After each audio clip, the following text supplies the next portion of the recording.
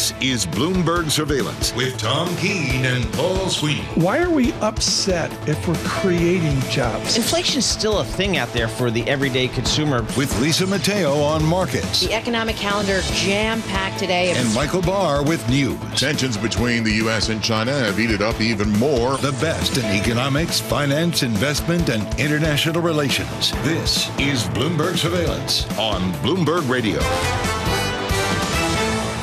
All right, good Monday morning from the Bloomberg Interactive Broker Studio in New York City to our worldwide audience. We're also streaming live on YouTube. So go to youtube.com and search Bloomberg Podcast, and that's where you will find us. Tom Keene gets a rare day off, well-deserved. Good for him. Good for us is David Gura sitting in for Tom. David, good morning. Glad a lot of news Hi, out Paul. there. Nice to see you. You covered for me all last week, so you're basically a regular here. I wanted to make sure that there was someone here who could provide some continuity, but we had everything from what was going on in City Hall here to China. Big focus last week, sort of what the PBOC had done there, and I'm sure we'll talk about that more as we get into the show today. Exactly right. So we're going to check in. We're going to check in with Henrietta Treyz, managing partner at Veda Partners, to get the latest on the election. November is coming up very, very quickly, so we'll get the latest there. Dani Burger is going to join us here. She's been really following. She's a Bloomberg television host, of course. She's really been following this potential strike that looks like we're headed there starting tomorrow, and that could be a real issue for the overall supply chain that we've all come to know and love after the pandemic. Yeah, and timing couldn't be worse here as we approach the holidays as well. So we could see a shutdown, a strike at East Coast ports, and obviously a lot of goods coming into those ports ahead of the holidays. And it seems like, as I've been reading in this morning, not much progress has been made over the weekend between these two sides. All right, we got futures a little bit of red on the screen here. Let's kick this thing off for the next 3 hours with Mr. John Tucker on a Bloomberg Business Flash. Hey guys, and welcome back, Paul. Dow Jones Industrial Average starts the new week at a record. S&P 500 just a few points away. Interestingly enough, our Vince Signorella points out there's a large option collar continues to pin the S&P 500 right about where it is. The jobs report, waiting for that. That comes out on Friday. It's going to help assess the outlook for Fed interest rate cuts into year-end. The big news this morning, AT&T agreeing to sell its remaining share of DirecTV. The private equity firm TPG, the buyer, the price tag $7.6 billion. And of course, U.S.-listed China stocks getting a boost. China's policymakers unveiling more stimulus for the world's second biggest economy. The turnaround for Chinese stocks, kind of an eye-opener. Today's gain, 8.5%, the best session since 2008, giving the CSI 300 gauge its best quarter since 2019. Also had record high turnover across the Chinese stocks. A different story for European car makers. Stellantis slashing its forecast for the year. The car maker says adjusted operating income margin is going to slump up to 7% this year. Aston Martin shares falling as much as 28%. I get it. There are a couple of car companies that have similar names. The biggest drop in more than 4 years after the luxury car maker reducing its outlook. The warning, the latest from the European auto industry, on Tesla, likely to release its third quarter deliveries. That is going to be either tomorrow or Wednesday. Right now, the Dow futures down 37 points. S&P E-mini futures down 7. The NASDAQ futures right now is down 33 points. And we check the markets for you all day long right here on Bloomberg Radio. I'm John Tucker. That is your Bloomberg Business Flash. David and Paul. All right, John Tucker, thank you so much. We appreciate that. David Gura sitting in for Tom Keene. I'm Paul Sweeney. We're live here in our Bloomberg Interactive Broker Studio, streaming live on YouTube as well. David, a little piece of news came across the tape here that was right in my wheelhouse back in the day. I tried to get this deal done for like 20 years, and I was told the regulators would never approve it. DirecTV is buying Dish. Wild. I mean, the two satellite providers out there, and they're both struggling because everybody's cutting the cord, including the satellite cord. So they're both, but you couldn't get it done in the day because the regulators wouldn't let the two satellite operators get together, despite my best efforts to kind of get that deal done. Now it's happening, and now you've got TPG is going to buy the remaining 70% in DirecTV from AT&T that it doesn't already own. So you've got TPG, basically the private equity company, going to basically own the satellite TV business. Looking here at that release from DirecTV and Dish, the transaction will provide consumers with compelling video options while separately improving EchoStar's financial profile as it continues to enhance and further deploy its nationwide 5G Open RAN wireless Network. Paul, where do you see all of this ending as we look at these two deals in complement this morning? You kind of assessing the landscape here for this. Yeah, where's it heading? It's a dying business, literally dying business. People just aren't paying for their subscriptions anymore. They're streaming everything. So, but it's still a cash flowing business. And if you're a private equity company, you load on the debt to leverage up your equity value, and the cash flow from the business pays off the debt. And I'm looking at the advisors for this deal. Everybody on Wall Street is getting paid here. PJT, that's Paul Taubman, JP Morgan, Evercore, BofA Securities, Morgan Stanley, LionTree. I mean, everybody is getting paid here because they've waited 20 years to get paid for this transaction. So again, if you're in the satellite TV business, a lot going on today. I'm looking at my EcoGo function on the Bloomberg terminal. It's a busy week here. It is. I mean, there's a lot of ISM. There's manufacturing. There's ISM services. We got non-farm payrolls at the end of the week. We should talk to somebody who does this economic stuff, like for a job. I look across the table and see one Michael McKee, Michael McKee joining us here in the Just studio. my bad luck to be walking by the studio. Exactly. Hey, Mike, I mean, we're going to hear from the Fed Chairman Jay Powell this week, but boy, there's a lot of economic data here this week. What do you think is important for investors? This is the first week of the month, which always has the big economic data. We'll get the ISM report on manufacturing, and we want to see where that's going. We get the JOLTS numbers, which people still somewhat pay attention to. ADP, which people like to make fun of. And then we get Jobs Day on Friday, and that'll be the big one for the month. This is going to be an interesting report because we are not sure where the labor market is going. The Fed thinks the labor market is in pretty good shape. There are people who think that we have lost a lot of momentum and we could see unemployment rise. So the world will be focused on that, but this is not the last payroll report before the next Fed meeting.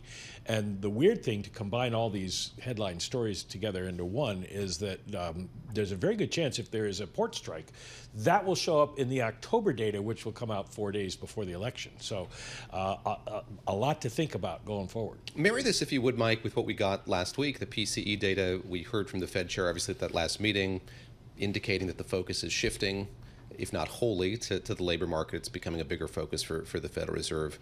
How do you gauge the relative import of the report that we're going to get this week? Well, this report is going to matter more than anything else because inflation does seem to be going down. Amazing news from Europe today of a lower than expected inflation number. So the ECB may be back in cutting mode as well. The jobs numbers the Fed has made clear are the things that they are looking at right now, and the things that would they're going to cut again, but the things that could drive a bigger cut if we see a bad report. It's just a weird time because we could also see a bigger cut if we don't. So it's kind of hard to say the impact, but everybody likes to trade it, so there will be a big impact. I just spent the last week in Ireland and Northern Ireland, so expect big GDP numbers from those countries next. Picking up prescription drugs. Exactly. Spending a lot on the the Guinness and the Jameson and so on. So I'm looking at the non-farm payrolls, 146,000. Michael, can you give us some context? How does payrolls? Where does that number usually come in? What's the Fed looking at? What does the 146,000 number mean to the average person? Well, to the average person, it might mean a slowdown. I don't think the average person pays a lot of attention to the particular number. They're more interested in the unemployment rate. For years and years, that would have been a great number, though. Then we got used to, in the post-pandemic couple of years, numbers around 200,000 every month. So it seems really, really low. You'd need to go down to close to 100,000 to get to the point where the Fed would be worried, because then you're getting down to the level that, to absorb new entrants into the labor force. And so probably not going to have a big impact. And I think there's been enough out there that maybe the average person doesn't pay attention, but the folks on Wall Street trading desks do. If we get around the number that's expected, that won't bother people. They will have priced that in already. It's funny you say that, and I think back on what I heard from the Treasury Secretary when I was with her in Texas last week, and those jobs numbers had come out, and I asked her about that downward trend, and she's saying, as you said just a moment ago, it's all relative. The level of normalcy here is relative. Let me have you kind of look at this in complement with the soft data that we've gotten, and we had those conference board numbers last week that I think spooked a lot of people. Showing a bit of more pessimism about the labor market. be more of a focus among consumers just about interest rates. How did you see that report, and maybe looking at it at a more granular level beyond that headline read? What stood out to you from that report on sentiment? Well, the report on consumer confidence from the Conference Board was the one that was bad. The Michigan sentiment number was actually improved. But the thing that stands out in the Conference Board every month is you take a look at the diffusion between jobs hard to get and jobs plentiful, and it has deteriorated. Now, does that mean it's deteriorated because things are going bad, or because they're just not as good as the days when we were getting 200,000? So there's a bit of a concern there. It tells you it is a reasonable indicator of where we might see the labor market on Friday, but it doesn't really tell you a whole lot about spending.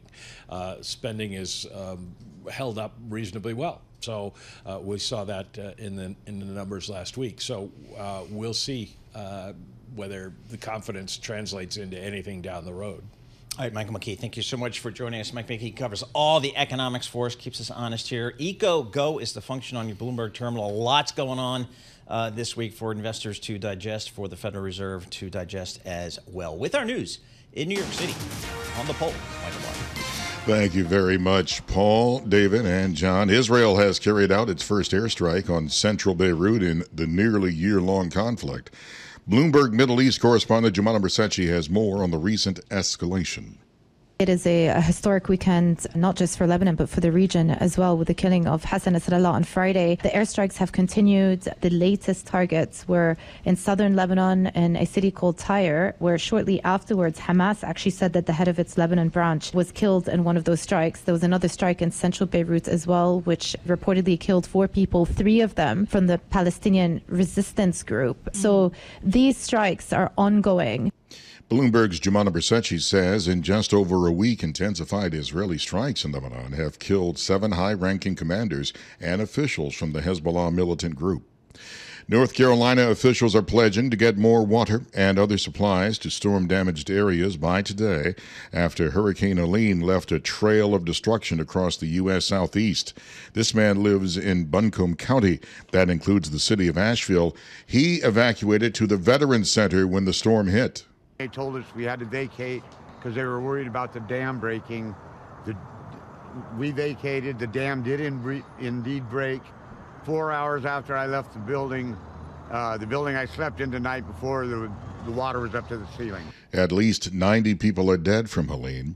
The last scheduled debate before Election Day will take place tomorrow. This time, vice presidential candidates Senator J.D. Vance and Governor Tim Walz are gearing up for the only VP debate. The CBS debate will be simulcast on Bloomberg starting at 8 p.m. Wall Street time. Global news 24 hours a day and whenever you want it with Bloomberg News Now. I'm Michael Barr, and this is Bloomberg. Paul, David, John. All right, Michael Barr, thank you so much. We appreciate it. David, you're a native of Chapel Hill. You know the state of North Carolina. Boy, that western part of North Carolina, you rarely hear them, get impacted by hurricane issues, which do affect the eastern part of North Carolina very often, unfortunately, but the western part, not so much. No, just incredible and sobering images from that part of the state. And growing up there, if there were hurricanes, we'd feel some of the effects in the Triangle area, but certainly out west you wouldn't. And I think back on what we heard from Rob Carolyn last week as we were watching this storm approach, and he said there was this other kind of weather pattern pushing through the Appalachians, pushing that storm in place, and just catching up with some friends who live in and around Asheville. They're all fine, but they say the devastation is really hard to fathom. A lot of people in need, and the real difficulty, Paul, is just getting aid to those folks. Every major road in and out of Asheville and Buncombe County, as Michael Barr said a moment ago, blocked or impassable. Yeah, I mean, it's, again, that part of the western part of North Carolina is such a beautiful part of the country, mountainous, though, and rural.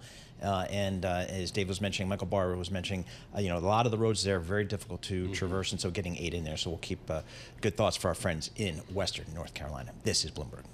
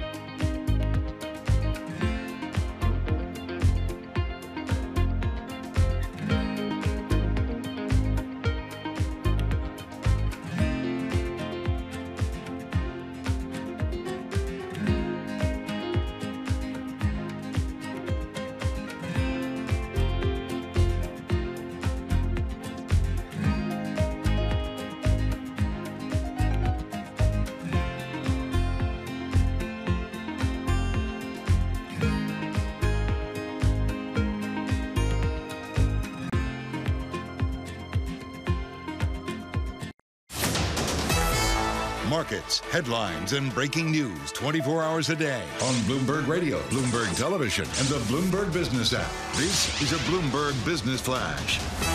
And I'm John Tucker in the Bloomberg Newsroom with this Bloomberg Business Flash being brought to you by Oppenheimer. Oppenheimer focuses the power of their thinking on you, creating customized plans to help achieve your goals. Put the power of Oppenheimer thinking into your investing. Call an Oppenheimer professional today. Dow Jones Industrial Average starting out the new week at a record. Right now, it is down 75 points, down 0.2%. The Dow futures, the S&P futures, they're down 14. The NASDAQ futures right now, 65 points lower. A couple of deals that complement each other. DirecTV and Dish agreeing to combine. This will create the biggest pay TV provider in the U.S., DirecTV and Dish. They've actually flirted with merging on and off for a couple of decades. DirecTV owned by AT&T and TPG. TPG is going to acquire the 70% stake in DirecTV, but it doesn't already own from AT&T in a $7.6 billion cash transaction. The landscape for satellite providers has changed pretty dramatically today. Many of the areas that depend on satellite actually have access to broadband internet. And also, Verizon Communications, biggest wireless carrier in the U.S., in advanced talks to sell thousands of mobile phone towers to the digital infrastructure firm Vertical Bridge. And we check the markets for you all day long, right here on Bloomberg Radio. I'm John Tucker, and that is your Bloomberg Business Flash. I see that's a complicated deal there. John, you know how many times I pitched that deal? So when we would pitch the DirecTV Dish merger, we didn't go to the companies to pitch it. We went down to Washington, D.C. to the regulators, and we said, look at it, and this is 15 years ago. Satellite subscribers are declining, and it's going to accelerate, and pay TVs, you got to let these two companies merge. They didn't listen. The landscape has changed dramatically. Oh, my goodness. But now, finally, let these two dying companies merge. All right, John Tucker, thank you so much. We appreciate it. David Gura sitting in for Tom Keene. I'm Paul Sweeney. We're live here in a Bloomberg Interactive Broker Studio and streaming live on YouTube as well. Eco Go, folks. That's the function of the week here for Bloomberg. Lots of economic data coming out. Let's break it down with Sri Kuchu Govindan, there we go, Chief Research Economist at Aberdeen Investments. Sri, thanks so much for joining us here. Boy, if you're an economist, there's a lot for you guys to chew on this week. What are you going to be focusing on? Is it the non-farm payrolls at the end of the week, or some of these ISM data points coming out? What are you focusing on?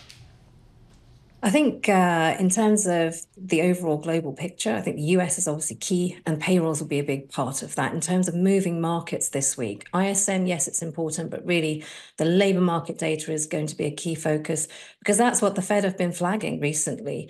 If we think about just the last meeting, what was the key focus for Chairman Powell? You know, we are starting to see that disinflation trend is well in place, but it's the labor market concerns that have led to that 50 basis point cut that we saw in the last meeting from the Fed. But from here on, what we're looking for is the pace. Will it be a pace of 25 from here on, which is what we're expecting, another 225 basis points cuts this year? And of 25 pace next year as well. But really, that is the risk of a 50 is relatively high. And again, it's the labor market data that will really determine that. I guess we shift to another stage of this parlor game about rate cuts, and you talk about your expectations, what might move it to 50 basis points. Drill down on that a bit for me, if you would. And we were talking with Michael McKee, our colleague, just about what he's expecting in the labor data at the end of this week. What would be an indication to you that the Fed might have to go for a bigger cut this next time around? Is it simply the headline number? Is it the unemployment rate? Is it something more granular than that? What is something that would give you pause and you think might give policymakers pause when they meet again just a day after the election? I think it's a combination, actually. If we look at the headline number, if that's significantly below consensus, that's going to have a big impact on the market expectations for the Fed. And the market moves are going to be quite important in terms of how central banks respond as well.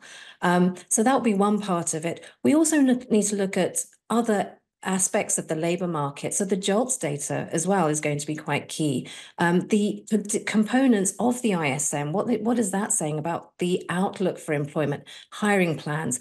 These various components are all going to be used in that overall picture. And again, it's really how much weaker is it than consensus? That is going to be a key determinant for the Fed.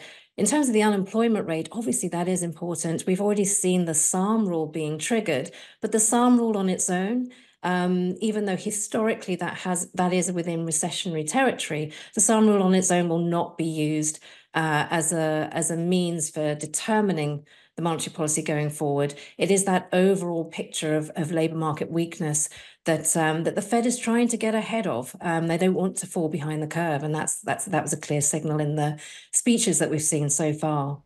Sri, what do you make of the pretty significant news coming out of China here? It seems like the government is really intent here on kind of recharging its economy. What do you make of it?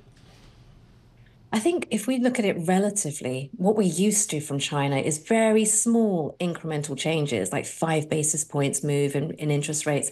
So what we've seen in the terms of the package of measures it seems quite significant, but it's sort of 30 basis points. So it looks quite large. But I think with the fiscal measures as well, that overall package there, if we think about some of the U-turn that we've seen from the government in terms of looking at some subsidies for families. So welfareism was something they were really against before, but there are some welfare measures in there as well, some support for the property sector. Some of the aspects that we hadn't seen previously are in there now.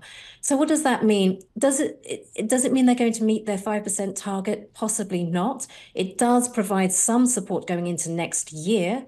So we'll provide a bit of a growth buffer for next year where things were looking quite weak. But that overall drag that we saw from the property sector is still in place. So that's something that we can't just deal with this particular set of measures. There's still some weakness there to come. But overall, there is a clear signal that they are looking to support investment, particularly investment in clean technology and so on. So there is some positive moves there, but it's not a panacea. Sri, I wonder if you could put these announcements into a broader context. And it struck me as they rolled out last week, just how many of them there were, but how they came in such quick succession and how out of keeping it seemed to be with what we've gotten from the PBOC in the past. This is not a central bank that does press conferences, for instance. There isn't a whole lot of transparency into the movements that they make. Do you see this as sort of signaling a change in tack for the PBOC, and maybe stepping back more broadly? What does it sort of indicate to you about the relative health of the Chinese economy, just the magnitude of these policies they've suggested? I think there's a lot of concern about the outlook for the economy. As we've already mentioned, the property sector, but you also have some issues in terms of local government debt. And those are big challenges in terms of how you can filter these measures through to the local economy. And I think that's another issue that will still see some problems going forward. So I think overall, this is one big package of measures for today, for this week. You could see some more incremental changes over the course of the next year. But again, there's a limit to how far they're likely to go as well. Their key focus is really, a case of, let's keep up the investment side. It's, that switch towards consumer spending, it's not really going to be a powerful driver of the economy going forward.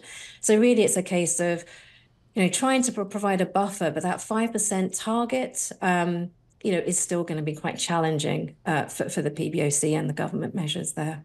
All right, Sri, thank you so much. We appreciate that. Sri Kuchu-Govindran, Chief Research Economist at Aberdeen Investments, joining us here, gives us thoughts about the U.S. economy here, the Federal Reserve. A lot of economic data here this week. And then again, David, you were here last week with that the news coming out of China. It seems like that's probably more aggressive than I think the market was discounting here. We saw the Chinese equities really rally. My proxy personally is Alibaba Group, because I know the company well, and it's up 40% year to date and up 50% off of its recent lows this year. So that's a good proxy.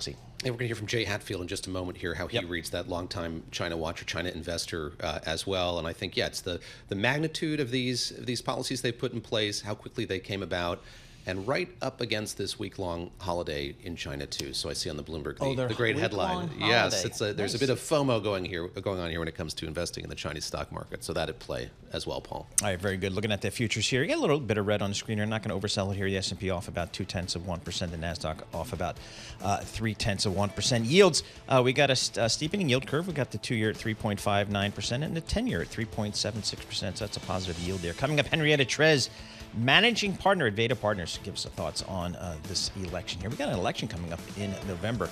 I mailed in my vote. This is Bloomberg.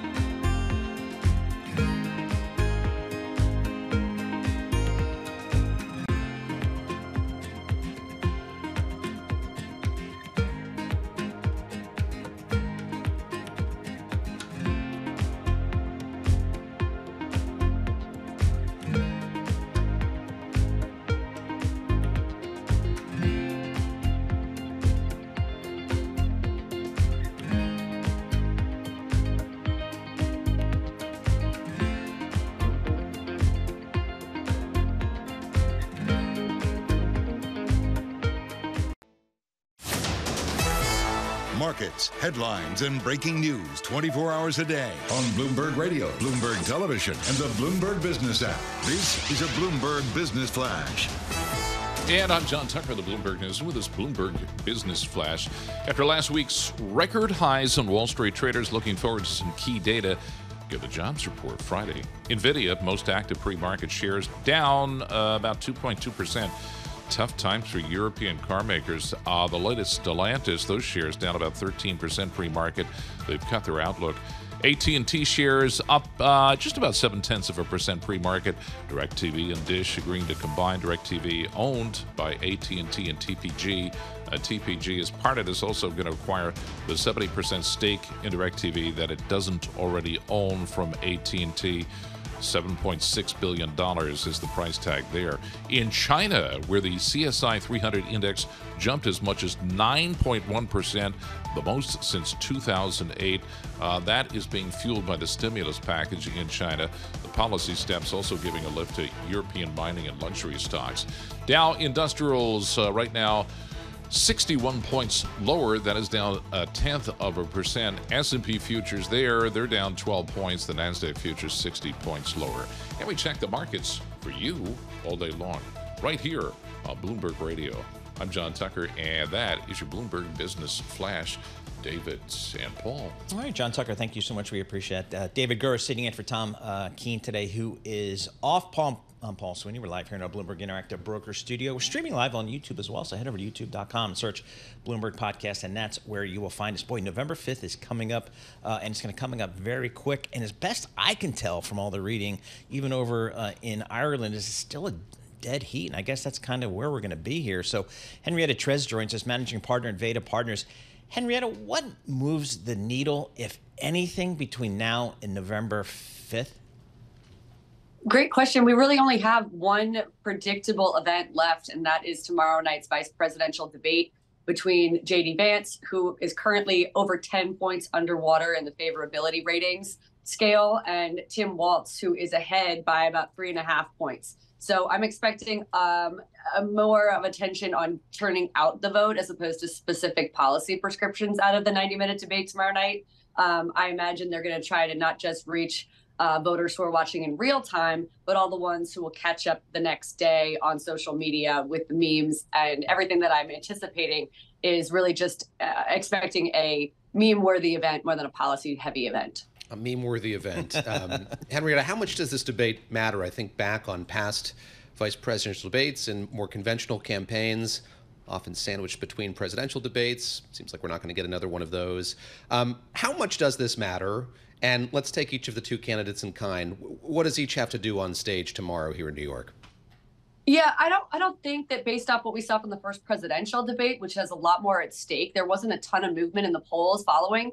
People did get to learn about Kamala Harris's policies, and they were received favorably. And the most memorable moment of the night was probably Trump saying, eating the cats, eating the dogs. Something along those lines is more what I'm expecting to come out. Tim Walz is the most non-understood, least known candidate on the field versus J.D. Vance. And so I think that there's potential for him to lose vote share and see that +3% favorability rating drop. That's usually what happens. People like you less after a debate than they saw you before. That's not the case that we saw with Kamala Harris, but there is a lot of room for Walz to go in either direction, whereas J.D. Vance's numbers are pretty baked in and then been very consistently underwater since he got into the race, -10, -13, and thereabouts. So I think J.D. Vance has the most to gain tomorrow night, and Tim Walz is at risk of becoming more well-known and then therefore less popular. So that's probably the starting point I'm going to go into it with. Henrietta, I saw over the weekend that Kamala Harris raised $55 million in California fundraisers. Does that even matter anymore? I mean, I just don't know how you appeal to those 5 to 10 to 15 million voters that supposedly are going to decide this thing. Yeah, I was actually just looking at the numbers, and I have to read them a couple of times. The Harris-Walz campaign raised $287 million in August versus $85 million for the Republican ticket. So there is this huge deluge of an enthusiasm represented by these numbers. But what I would anticipate and what I focus on a lot, because I think it's more important for the tax bill, is where that money is being spent. And a lot of it is trickling down ballot. So you see Republicans now defending Senate seats where they should otherwise have no business spending money. States like Texas and Florida, for example, even Iowa. And then Nebraska would be another example. And then down ballot even further on the House side, the Democrats have just expanded the map into non-swing states, into states and districts where maybe Biden won, but maybe Harris is potentially going to pick up tiny little pockets of the population. And that's her campaign strategy. Go into the suburbs, go into some of the rural areas, whether it's in Pennsylvania or North Carolina or Georgia, and really try to speak to voters exactly where they are. So think of the money not in terms of what it can do from a big picture perspective. You know, everybody's already bought their ad campaigns, but think about how it fuels up the gas for a tour bus for House and Senate members to go on tour in their districts. That's where all that money is being plowed into. And that's going to be the difference between a split control of Congress next year or a sweep for one party or the other. The Harris campaign spending an average of $7.5 million a day in August, compared with $2.6 million a day Donald Trump. Wow.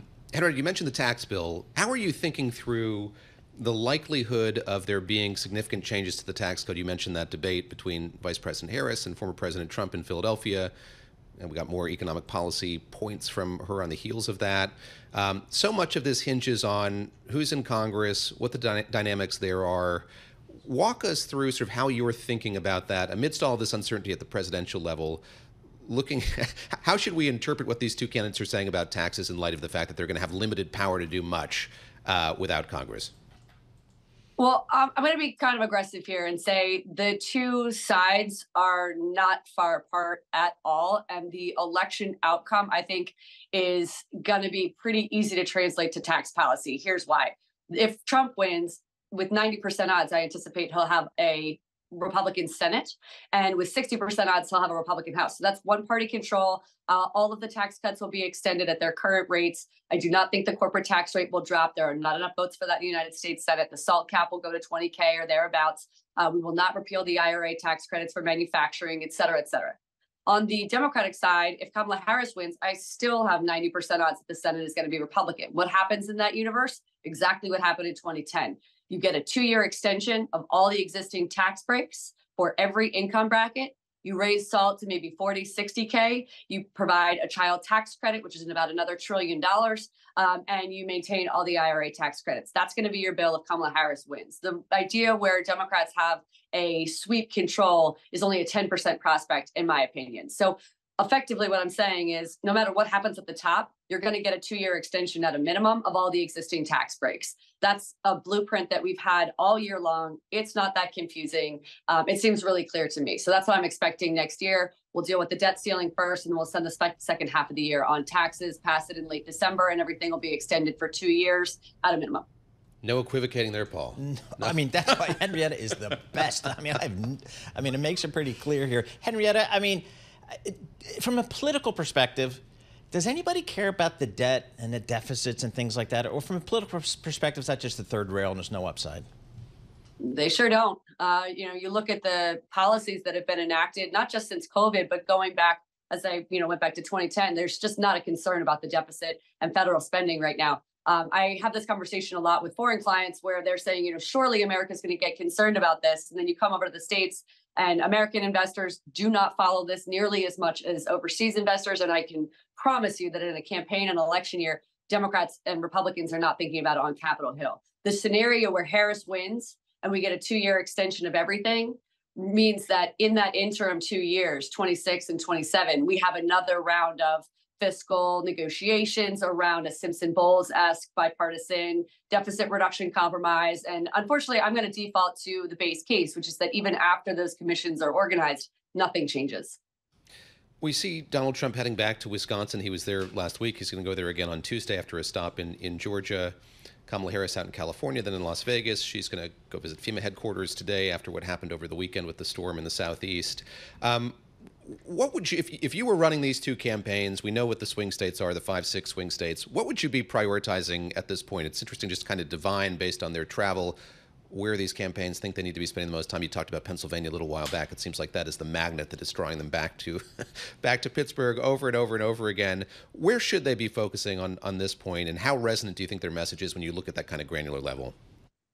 instead of repeating something that is very fair but often stated by people watching the polls, Pennsylvania is critical. The money that Harris has raised allows her to, juice up a tour bus and go to the different suburbs and rural areas of Pittsburgh and the outlying areas and really turn out her margins where possible there. But to tie it into the hurricane, the hurricane went straight through a Republican voter warpath, and it is decimated huge swaths of the country in that exact area. I think that the Trump campaign should spend a lot of energy talking about mail-in balloting to those voters who don't have the infrastructure and will not, will be busy rebuilding their homes and maybe not available to go vote on the first Tuesday in November because of the destruction that the hurricane has caused. I would spend all my resources on shoring up those votes that are already locked in for the Trump campaign, but now are very much at risk of just not showing up because of the destruction that just occurred. Wow. All right, Henrietta, I appreciate you tying all that in for us. Henrietta Treyz, managing partner at Veda Partners. Boy, from my perspective, hugely useful. Nobody better and kind of bringing it all to the front here. With our news in New York City, here's Michael Barr. Thank you very much, Paul, David, John. North Carolina officials are pledging to get more water and other supplies to storm-damaged areas after Hurricane Helene left a trail of destruction across the U.S. Southeast. Authorities have struggled to get supplies to isolated areas, including the city of Asheville. The death toll from the storm topped 90 people across several states. Many local officials, like Buncombe County Manager Avril Pinder, say they're doing what they can to get help where it is needed in their community. We need food and we need water. My staff has been making every request possible to the state for support, and we've been working with every single organization that has reached out. Millions remain without power from Florida to Indiana. The first apparent Israeli airstrike in central Beirut in nearly a year of conflict has hit hours after Israel struck targets across Lebanon and killed dozens of people. The Hezbollah militant group sustained a string of deadly blows to its command structure, including the killing of its overall leader, Hassan Nasrallah. Republican J.D. Vance and Democrat Tim Walz are getting ready for what could be the final debate of the 2024 election cycle. The CBS News vice presidential debate will be held tomorrow night in New York. We get a preview from Bloomberg government's Jack Fitzpatrick in Washington. I think it'll be interesting to see, especially where J.D. Vance goes after the Biden-Harris administration and Tim Walz. Vance has made it clear he wants to hit them on policy. How much of that is immigration? How much is that is the economy? What else comes up? I think one of the big questions to focus on here is what are the points where Vance goes on the attack? Bloomberg government's Jack Fitzpatrick, and you can catch the CBS News vice presidential debate simulcast on Bloomberg Radio and TV. Begins tomorrow night, 8 p.m. Wall Street time, on a special edition of Bloomberg's Balance of Power. Global news 24 hours a day and whenever you want it with Bloomberg News Now.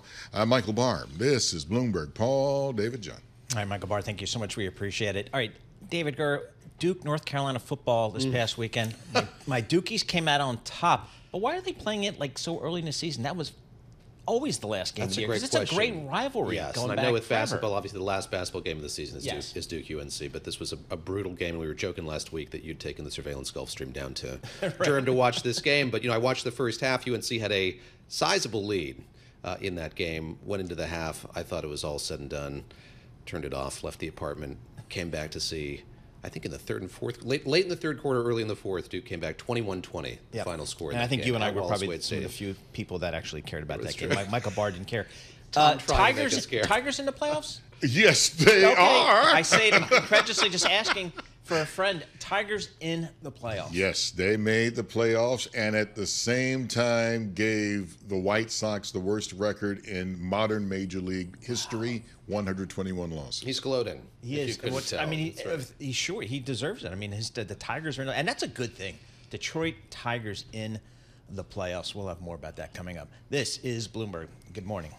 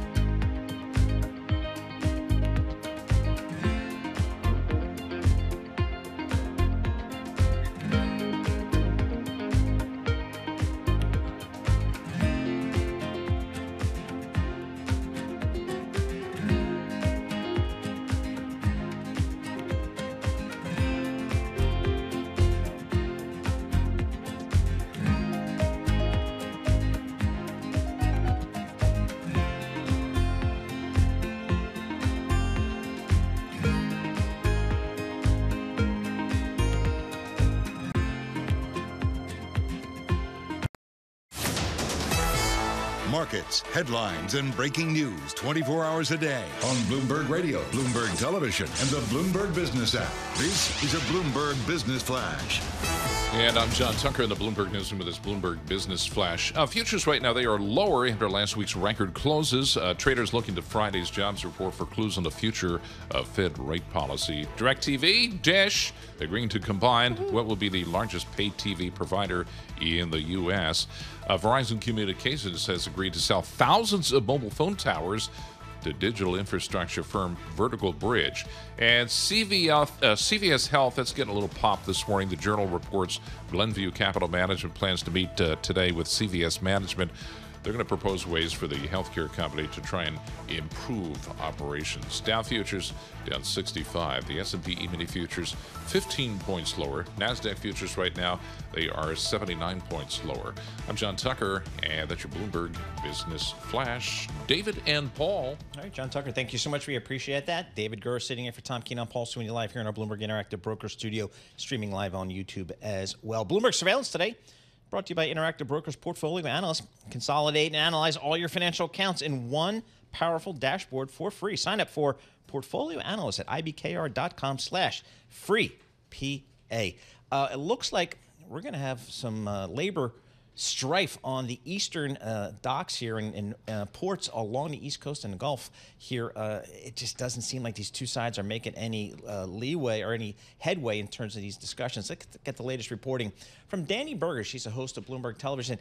Dani, I see you, and our folks on YouTube can see you standing at a dock somewhere. That is ground zero for these discussions. What's the latest reporting?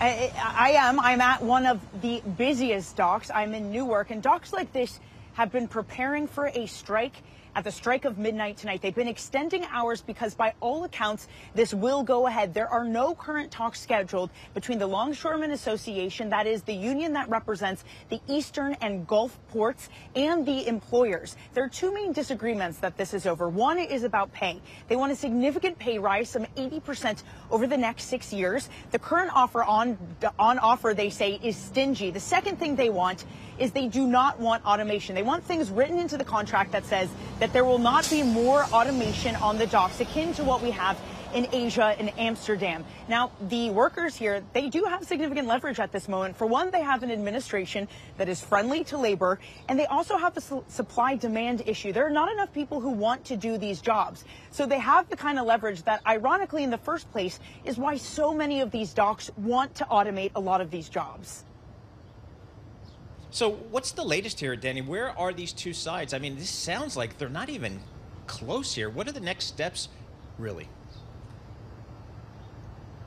So they are far apart. You're completely correct. They're so far apart that there are no talks that are scheduled for this moment. Some of the steps that we have seen that's kind of occurring in the background is the administration trying to mediate this. Again, the administration is in a catch-22. They want the union support, so they don't want to step in and prevent this strike from happening. But at the same time, they don't want the economic damage. So the strike will happen 12:01 a.m. on Tuesday.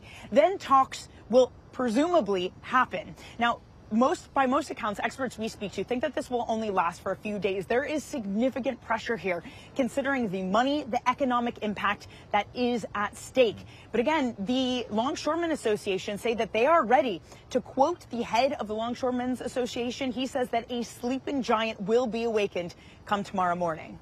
Dani, thank you so much for joining us. Dani Burger, host of Bloomberg Television, live reporting from the docks in lovely Newark, New Jersey. Let's switch gears here. Let's talk to China. Hey, David, we've seen a lot of news coming out of China. The government seems like it's pretty intent on reviving this economy here. So I don't know. I mean, the question is, how real is it? It seems pretty real to me. Let's check in with Jay Hatfield. He plays in this part of the world a lot. Jay Hatfield is CEO, founder, and portfolio manager at Infrastructure Capital Advisors. Jay, I know your long career, you've long looked at, invested in, thought about China. What do you make of some of the recent moves by this Chinese government to try to reinvigorate its economy? Well, we've actually been more optimistic about the Chinese economy for a while, for really two reasons.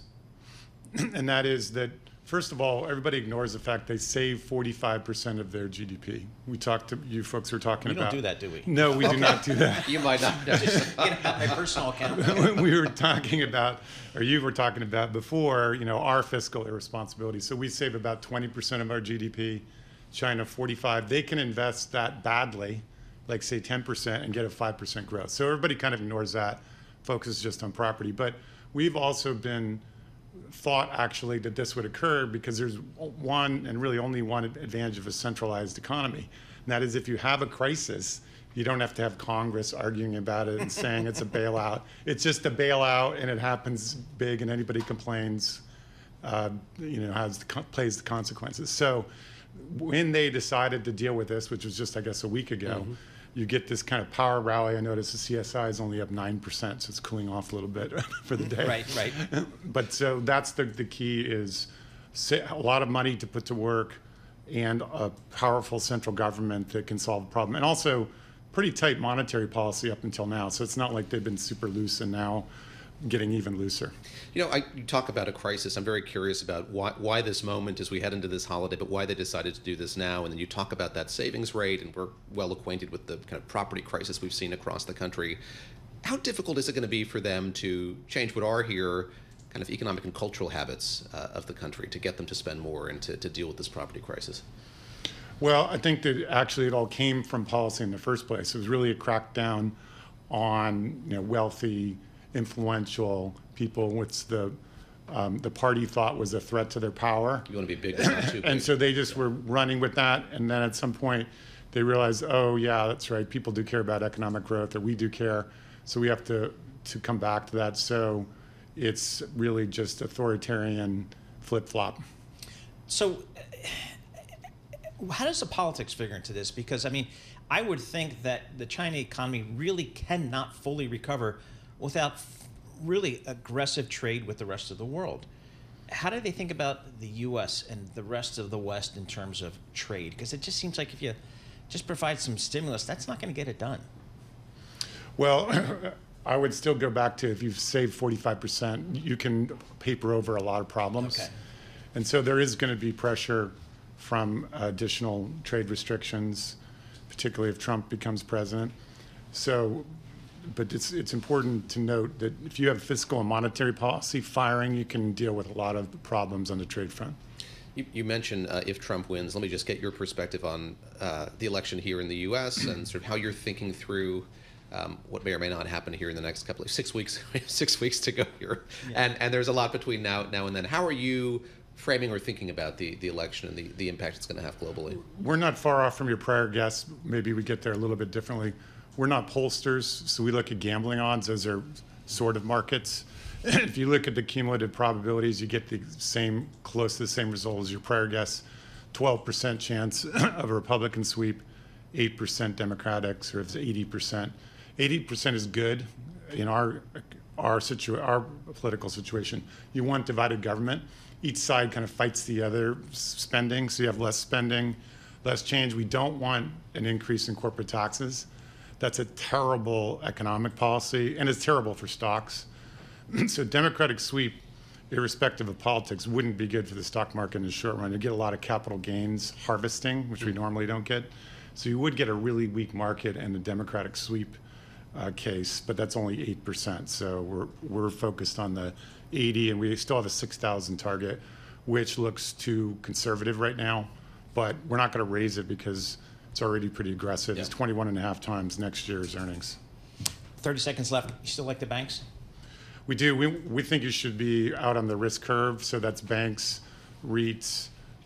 Tech is probably going to underperform. On the fixed income side, preferred stocks are likely to continue to do well. They've been doing really well. So take more risk, go out on duration, because all these global rate cuts are very powerful and drive global rates lower. Next time you walk in the studio, just say preferred stock, and we're going to do a whole segment on preferred stock, because we never talk about preferred stocks. Yes. It remind me, because I used to make a lot of money selling those things back in the day, and nobody talks about them anymore. I guess, I know, interest rates were zero forever. So, Jay Hatfield, CEO, founder, and portfolio manager, Infrastructure Capital Management. Appreciate coming in the studio, talk to your public relations person about timing and that whole thing. So anyway, all right, we got our good friends from Liverpool taking us out here. This is Bloomberg. Good morning.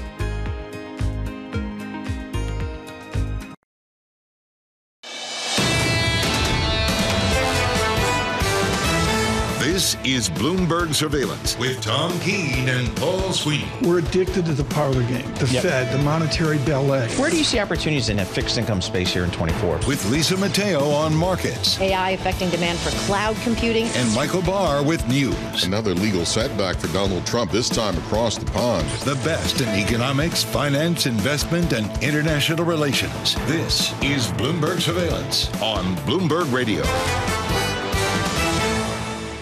All right, coming up in this hour, we're going to get the latest from Israel. We're going to check in with Jomana Bersetchi, Bloomberg Television host. Stephen Whiting, Chief Investment Strategist at Citi Global Wealth. He's going to join us as well. Katie Kaminsky, Chief Research Strategist at Alpha Simplex on market rotation and the outlook for stocks. Let's check in with Mr. John Tucker and get a Bloomberg Business Flash. All right, in the U.S., at least, the major stock averages, they are trending lower right now after last week's record closes, Paul. Signals from the options market, stay with me, show the U.S. stocks points for bigger swings. So you have today's expiry, the rollover, the J.P. Morgan hedged equity fund short position in the S&P 500, the call options at 57.50. That's expected to free the market for some larger moves. China, the CSI 300 index rising the most since 2008, entering there a bull market with all those stimulus measures being unleashed in the world's second largest economy. And the deal news today, DirecTV, Dish, they've agreed to combine. This will be the largest paid TV provider in the U.S. DirecTV and Dish flirting with merging for years. The federal regulators, as you pointed out, Paul, they blocked the previous attempt back in 2002, but the landscape, as we all know, has dramatically changed. Right now, the Dow futures 53 points lower. The S&P E-mini futures, they're down 15. The NASDAQ futures right now 92 points lower. Let me do yields. The 2-year, which is more policy reactive, just about 5 basis points higher, 360 there. The 10-year, that is up 2 basis points. That is at 377. And, of course, all eyes looking to Friday as we await the all-important jobs report as inflation kind of takes a backseat to the employment picture in the U.S. We check the markets for you all day long right here on Bloomberg Radio. I'm John Tucker. That is your Bloomberg Business Flash. David and Paul. All right, John Tucker, thank you so much. We appreciate it. David Gura sitting in for Tom Keene today. I'm Paul Sweeney. We're live here in our Bloomberg Interactive Broker Studio, streaming live on YouTube as well. Bloomberg Surveillance this morning is brought to you by Cohn Resnick Advisory, Assurance, Tax. Is your business future ready? Talk to Cohn Resnick's digital advisory team about strategies and platforms to drive competitive advantage. Well, David, the headline that kind of jumped out at me as it relates to Israel is in terms of just the expansion of the scope here. Israel hits central Beirut as raids widen after Nasrallah death. We need to get the latest reporting coming out of that part of the world. We go to Jumana Persecci. She's an anchor for Bloomberg Television. She's based in our Dubai bureau. Jumana, it seems like the news over the weekend is that Israel is widening the scope of its military operations here. What's the latest reporting coming out of the Middle East?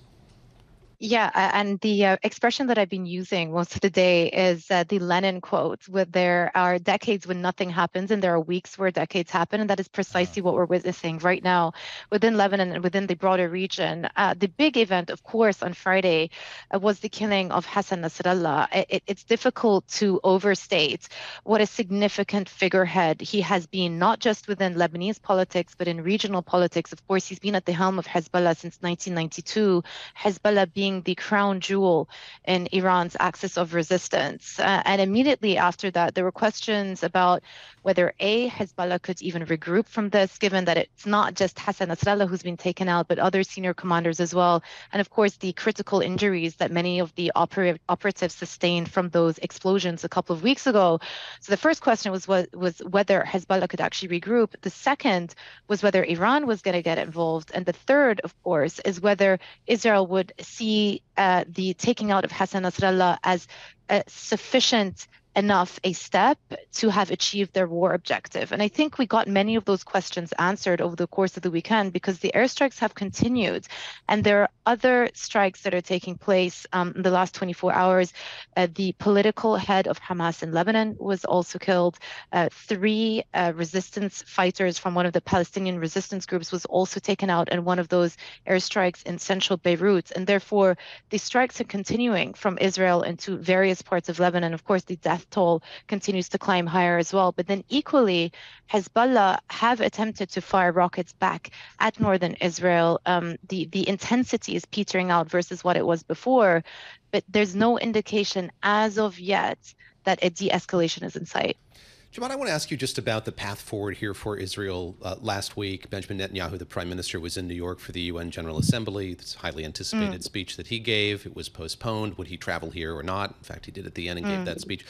Did he telegraph much what the objectives here are? You just talk about so well of what's happened here in these last few hours.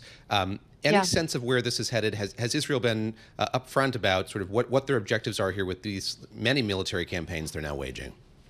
Ultimately, it is all about restoring security in the north, and that is being articulated by various members of the cabinet in the last couple of weeks. And if you remember, the day of those first explosions, the Israeli prime minister gave a speech in which he highlighted this new war objective. And of course, this is, in retrospect, it was almost foreboding of what was to come in the next couple of weeks. But that new war objective was centered around allowing the residents of the north to return back to their houses safely. And it's estimated that around 60,000 to 80,000 residents have been displaced from northern Israel since the beginning of the war. A similar development has happened in Lebanon, by the way, with the Lebanese prime minister over the weekend saying that they now estimate that up to 1 million people have been displaced in the country. And so from Israel's perspective, they are not going to stop the airstrikes until they have absolute assurance that rockets are not going to be fired onto their residents. And this is where you're going to start hearing a lot more about this so-called UN Resolution 1701. And let me just remind viewers what that is. That was a UN resolution that was put in place after the July 2006 war between Israel and Hezbollah that stipulated Hezbollah put down their arms, retreat from the border, Israel withdraw from Lebanon, and then you get a deployment of the Lebanese army on that border instead. And of course, it was never implemented. It was never adhered to. But now there are growing calls from Lebanese politicians to get this done, and even from the caretaker Lebanese prime minister today. Juman, we're starting to see some reporting that a potential for putting Israeli troops on the ground in Lebanon. What's the latest thinking there? There is certainly talk of it happening, and the many senior Israeli officials have made comments to that effect.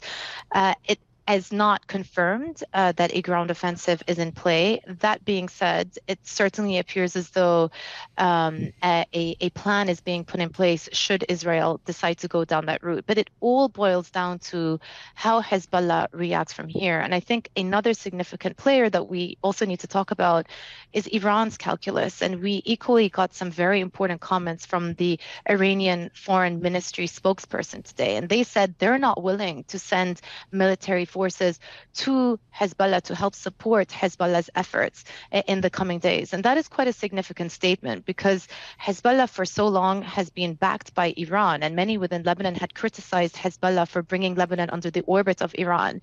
And to hear Iran actually say they're not willing to defend their strongest asset or their biggest asset in the region is quite significant in itself. So you wonder what that means for Hezbollah in the short term and whether they are going to be able to continue firing these rockets at Israel. And in the absence of that happening, perhaps that does open a window to diplomacy. Maybe I could ask you lastly just how destabilizing this has been for Lebanon broadly. And I was reading a number of obituaries of Nasrallah over the weekend, many of which pointed to the fact that he really elevated the stature or the scope and influence of this militant group during his tenure running it. But also Hezbollah, yes, as a militia group, but had kind of a political side to it as well, if you will. And Lebanon currently doesn't have a president. You mentioned the prime minister a moment ago. What kind of instability are we seeing in the country there, and sort of how does that shape the conversation going forward?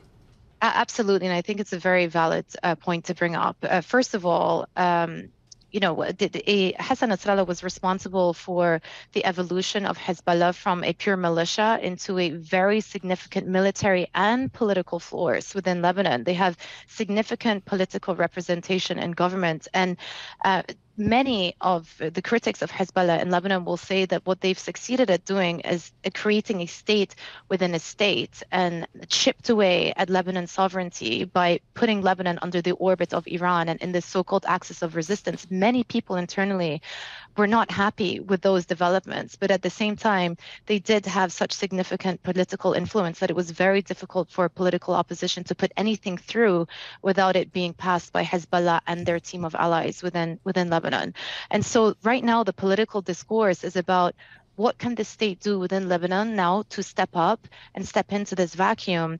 It is a time for them to actually succeed at electing a new presidential candidate. And the election of the new presidential candidate will tell you a lot about where Lebanon is heading. Do they choose someone who is close to Hezbollah, or do they choose someone who's close to the Lebanese army? That's one of the names that is being put forward, which would actually allow for the Lebanese army themselves to have a stronger role in the rebuilding of Lebanon in the future. So these are critical times, not just for the region, but for Lebanon from a state building perspective as well.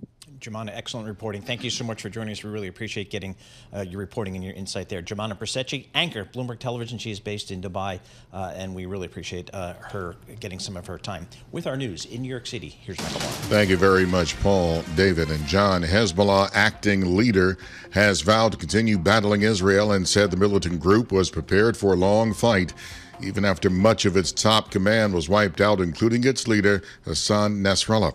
Israeli strikes have hit what the military says are thousands of militant targets across large parts of Lebanon. Meanwhile, UNICEF says the situation in Gaza remains dire and Palestinians are in desperate need of assistance.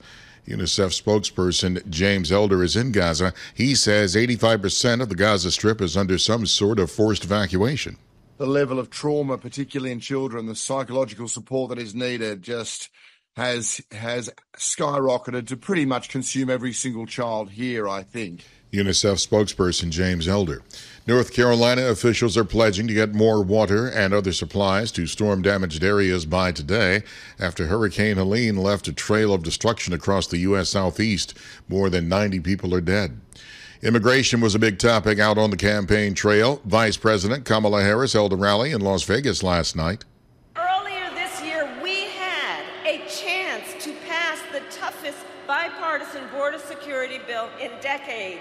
And Donald Trump tanked the bill because he thought that bill, if passed, would have hurt him, and he'd prefer to run on a problem instead of fixing a problem. Kamala Harris also told the Vegas crowd she's all in for another debate with Donald Trump. The former president says the border is a problem because of Harris. What she's done is a total disqualifier. She should be disqualified. She should resign the vice presidency and go home to California. She is she's really destroyed it. At a rally in Pennsylvania, Donald Trump also slammed the vice president for holding fundraisers in California over the weekend. Harris raised about $55 million at events in Los Angeles and San Francisco. Trump attended his own Silicon Valley fundraiser earlier this month. Global news 24 hours a day, whenever you want it with Bloomberg News Now. I'm Michael Barr. This is Bloomberg. Paul, David, John. Michael Barr, thank you so much. We appreciate it. David, you get some local politics in the great state of North Carolina. Oh, boy. Indeed, we do. So, yes, while our focused on, of course, the devastation of that hurricane, we have a lieutenant governor still running for the gubernatorial seat there, and just seeing the implications of that scandal down ballot, and Democrats pinning Donald Trump to him, these down ballot candidates to him as well. And I think Republicans clearly worried about the fact that he could make them lose a state that they were really counting on for that electoral college. And North Carolina, one of those key swing states that we've been told to focus on. So we'll see how that plays out. Futures, a little bit of red on the screen here. The S&P off about 0.2%. The NASDAQ off about 0.3%. A little more coming up. This is Bloomberg. Good morning.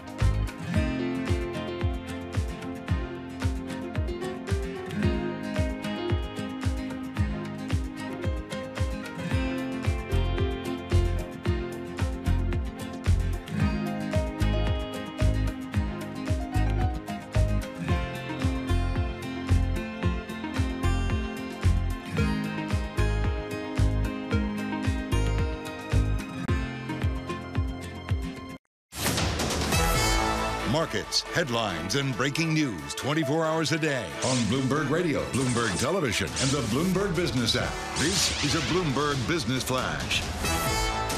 And I'm John Tucker in the Bloomberg News. And with this Bloomberg Business Flash, we are looking at futures lower right now after last week's records.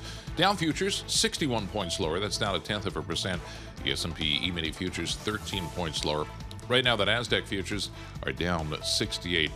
Most active individual stock this morning, NVIDIA. That is falling after renewed Chinese efforts to boost its own semiconductor sector. Chinese stocks, by the way, soaring the most since 2008, boosted by a jump in property firms after more home buying rules. They were eased by the government there. Stock turnover in China also hit a record $340 billion. The CSI index, the CSI 300, that entered a bull market after just 9 days of gains from its recent low. The markets there do close tomorrow for the rest of the week. And DirecTV buying Dish, a deal they sought to complete for years as they try to better compete against streaming services. Shortly before the DirecTV making its announcement, AT&T said it was selling its remaining stake in DirecTV to private equity firm TPG. That deal valued at $7.6 billion.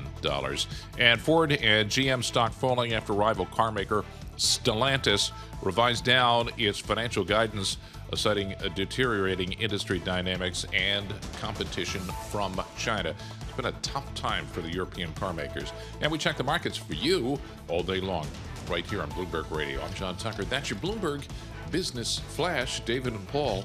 All right, John Tucker, thank you so much. We appreciate that. David Gura sitting in for Tom Keene here today, who is off. On Paul Sweeney. We're live here in our Bloomberg Interactive Broker Studio, streaming live on YouTube as well. Our next guest, Stephen Whiting, Chief Investment Strategist and Chief Economist at Citi Global Wealth Management. Those of you on YouTube, you can see him sitting in a conference room at the Citi headquarters in Tribeca, right on the Hudson River. And I can tell you the absolute worst elevators on Global Wall Street is at the building where Stephen is. For 3 years, I got off on the wrong floor pretty much every day. Stephen, thanks so much for joining us here. We've got a Fed that started cutting rates. Looks like it's going to continue to cut rates. Can we now go back and focus on earnings? What's your earnings outlook for this market? Well, look, it's quite strong in the sense that it's broadening. This past quarter, 9 out of 11 sectors posted EPS gains. Last year, it's roughly 50-50. It is very strong, double digits in the second quarter past. Tech was the third fastest growing sector. We had 3 that basically hit the 20% mark. Now, I don't think that's going to be the full year 2025 outlook, but we really hid an earnings recession within a labor market recovery in the last couple of years. We had a lot of industries brace for recession in 2023.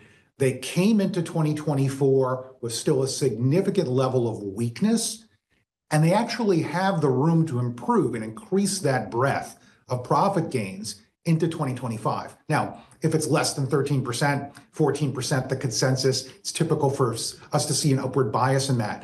But we're increasing the base, right? So even high single-digit EPS gains could well match the consensus level. If you think about how these revisions work, we're always beating the quarter just past, and the next one, the next year looks to be upwardly biased. But we have a strong and growing record high level of U.S. corporate profits now.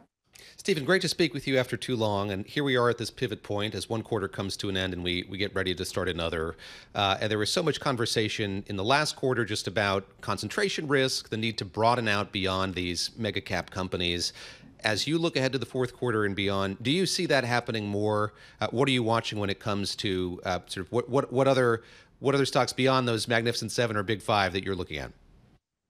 Well, if you're thinking about a sector tilt, one that's particularly interesting is healthcare, where we've had an unusual period of weakness behind us, and right in the quarter past, the first positive quarter inflection for healthcare.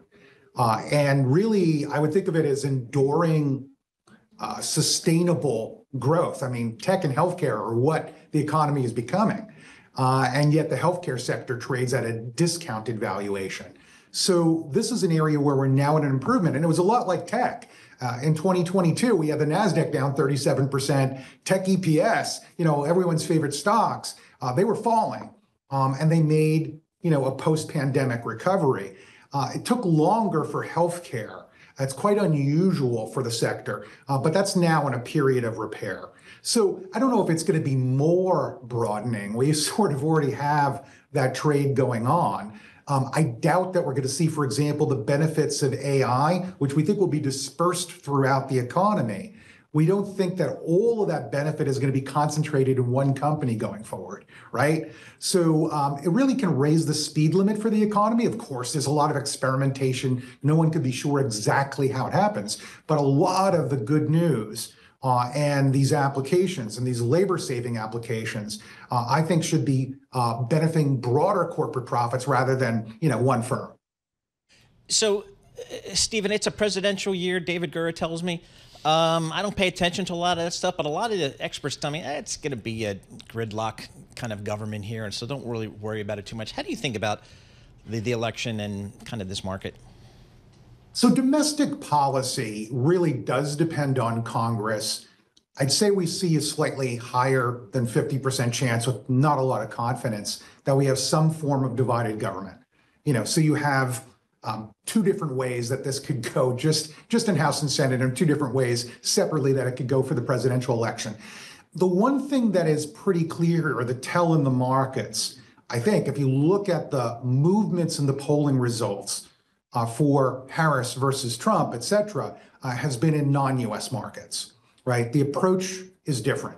If you were to have tariffs and domestic tax cuts, right, that particular combination, does not favor quite as strong a monetary policy response, not so much easing for the world. A surge in the dollar, which happened, around the last Trump administration, if that's the way it goes. These sorts of things would probably restrain non-US markets, whereas the current set of Fed easing and perhaps, a little bit of relative restraint out of Harris in terms of her tax promises, again, which are matched with some tax increases. That sort of thing, again, would probably provide relief to non-US markets. So you've actually seen these markets abroad really pivots strongly on the U.S. election. And it's very fair to think that the U.S. might have more impact outside the United States than within in terms of this election result. Steve, we've got about a minute left, but I do want to ask you about what we've seen out of China. Been a theme over these last few days, today as well. How do you see that rippling through to U.S. markets, if at all? Sort of how are you thinking about what's happened with the PBOC in recent days? Well, the thing about China's direct equity market, and again, the reason why globally minded investors might have some China exposure is simply because of low correlation to the U.S. And in fact, that's becoming ever more because of technology polarization, these sorts of things. And so when you think about exposure, you don't want to think about a repeat of what's happened in China positively spilling over to the U.S. market. They're more independent. Now, I just would remember, again, when you think about global exposure, you've got to bear in mind, some sizing in all of this. One single country market, I don't care which one, doesn't make a portfolio. And if you're seeing, again, a response to weak economic growth that's been there for a while, lots of policy disappointments, and now a strong reaction to that from the Chinese government, that could be sustained. But this is a market that has historically had everyone stampeded in and out very quickly, and following up with true sustained economic growth. Certainly, there's untapped value. Is the question for the year ahead, and it's not going to be as easy to answer as how did it trade today. All right, Stephen, thank you so much for joining us. Always appreciate getting a few minutes of your time. Stephen Whiting, he's the chief investment strategist, a chief economist at a little bank called Citi Global Wealth Investments, and giving us his thoughts on these markets. S&P futures here off about 0.2%. The NASDAQ off about 0.3%. On the yield space, we have the 10-year Treasury. It's up about 4 basis points, call it 3.78% on your 10-year. Looking at WTI crude oil, because Alex Steele, she pays attention to this stuff, $68 a barrel. I filled up the vehicle, John Tucker, down on the BP station, Route 35, Wall Township, $2.85 a gallon. How about that? And he has photographic evidence that he sent me over the weekend. That's It's incredible. exactly. I'm so excited. Get on that text chain. So Exactly. excited. We are all over the energy trade here. This is Bloomberg. Good morning.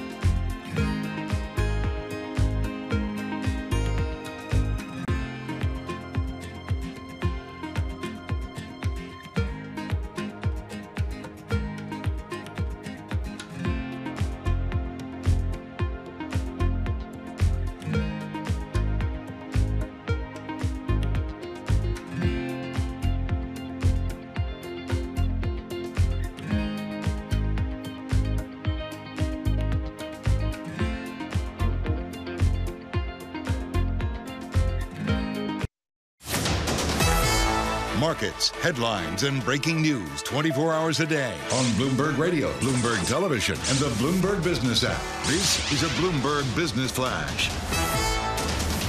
And I'm John Tucker, the Bloomberg News with this Bloomberg Business Flash. Futures right now in the red as European equities, they fell. Profit warnings hit the European automakers, while Beijing's stimulus measures, that boosted miners. Also had iron ore surging today. Oil and gold, they were declining. The Chinese stocks, in fact, soared the most since 2008, and you can credit the stimulus efforts in China for all that. The deal news of the day, DirecTV and Dish agreeing to combine a deal that's going to create the biggest pay TV provider in the U.S. TPG also acquiring the 70% stake in DirecTV. It doesn't already hold from AT&T. That's worth $7.6 billion in cash. And then the jobs numbers this week, that's going to be the focus for investors who are, as they attempt to shift from inflation to the strength of employment. And then the big worry, ports along the east and Gulf Coast on the verge of shutting down after labor talks. They stalled. No negotiations that we know of are planned at this point. Right now, the Dow futures down 68 points. S&P E-mini futures, they're down 13. And the NASDAQ futures, 60 points lower. Two-year yield up 6 basis points, 362 there. The 10 up 4 at 379. We check the markets for you all day long right here on Bloomberg Radio. I'm John Tucker. That's your Bloomberg Business Flash. David and Paul. All right, John Tucker, thank you so much. We appreciate that. David Gura doing his best to fill in for Tom Keene. He's doing okay. Exactly. I mean, what are we doing here, people? I'm Paul Sweeney. We're live here in our Bloomberg Interactive Broker Studio. We're streaming live on YouTube as well. So head over to youtube.com and search Bloomberg Podcast. Economic indicators today are brought to you by Commonwealth. Join over 2,000 independent financial advisors who are taking control of their growth with advisor-centric support and future-ready technologies. Grow on your own terms with a partner dedicated to your success. Go to commonwealth.com to learn more. All right, you look at somebody's resume and they have an undergraduate degree in electrical engineering and a PhD in operations research from MIT. The last person you want to talk to at a cocktail party, but that's not the case. But our next guest, Katie Kaminsky, joins us. She's fun, and she's really smart. She helps us understand these markets. She's a chief research strategist at Alpha Simplex. All right, Katie, what do the numbers tell you here? I mean, this is a market that's just moving higher. It's got a Federal Reserve with some support there. It looks like earnings are okay. Is it all systems go for you? I mean, it's amazing. Like, that's one of the big things we've been talking about is our signals are still relatively bullish. And despite, so how much we saw people getting nervous and cross-asset themes being defensive, you are seeing sort of a relatively positive on net view for the markets. And I think, the markets like rate cuts. So maybe that's part of it. What are you going to be watching for here in the weeks to come? So we are so slavish to what the Fed is doing and what Fed policymakers are saying. I'll note that Jerome Powell is speaking today. So what are the indicators of that continued bullishness that you are paying the most attention to? Well, I think what's interesting is the short term, there is a lot of noise and there's going to be a lot of focus on individual data points and, sort of Fed speak and all sorts of things to give an indication post-election and through the cutting cycle this fall. But I think long-term and short-term for me are very different. I'm also going to be watching very closely the commodity markets. The reason for this is that has been one of the themes that has supported most strongly this narrative that, things were on the soft landing camp and that inflation was going away. But, last week, what happened in China made me wonder if we're having a pivot. Take a look at iron ore today. I mean, I think that commodities could be a place to start looking at what the next step is after some of these short-term moves. Katie, a professor down at Duke University told me to pay attention to inverted yield curves as they predicted recessions. I'm going to see him in a few weeks when I'm back down in Durham. We'll have a conversation about that. But now they've got the yield curve that's actually steepening here. How do you guys play that if you're like a fixed income investor? So this is actually a really interesting time because, it's been most times in history when we've cut rates, it's been when we're dealing with a recession. And right now we're in a situation where we're cutting rates, but we're not technically in a recession right now at all.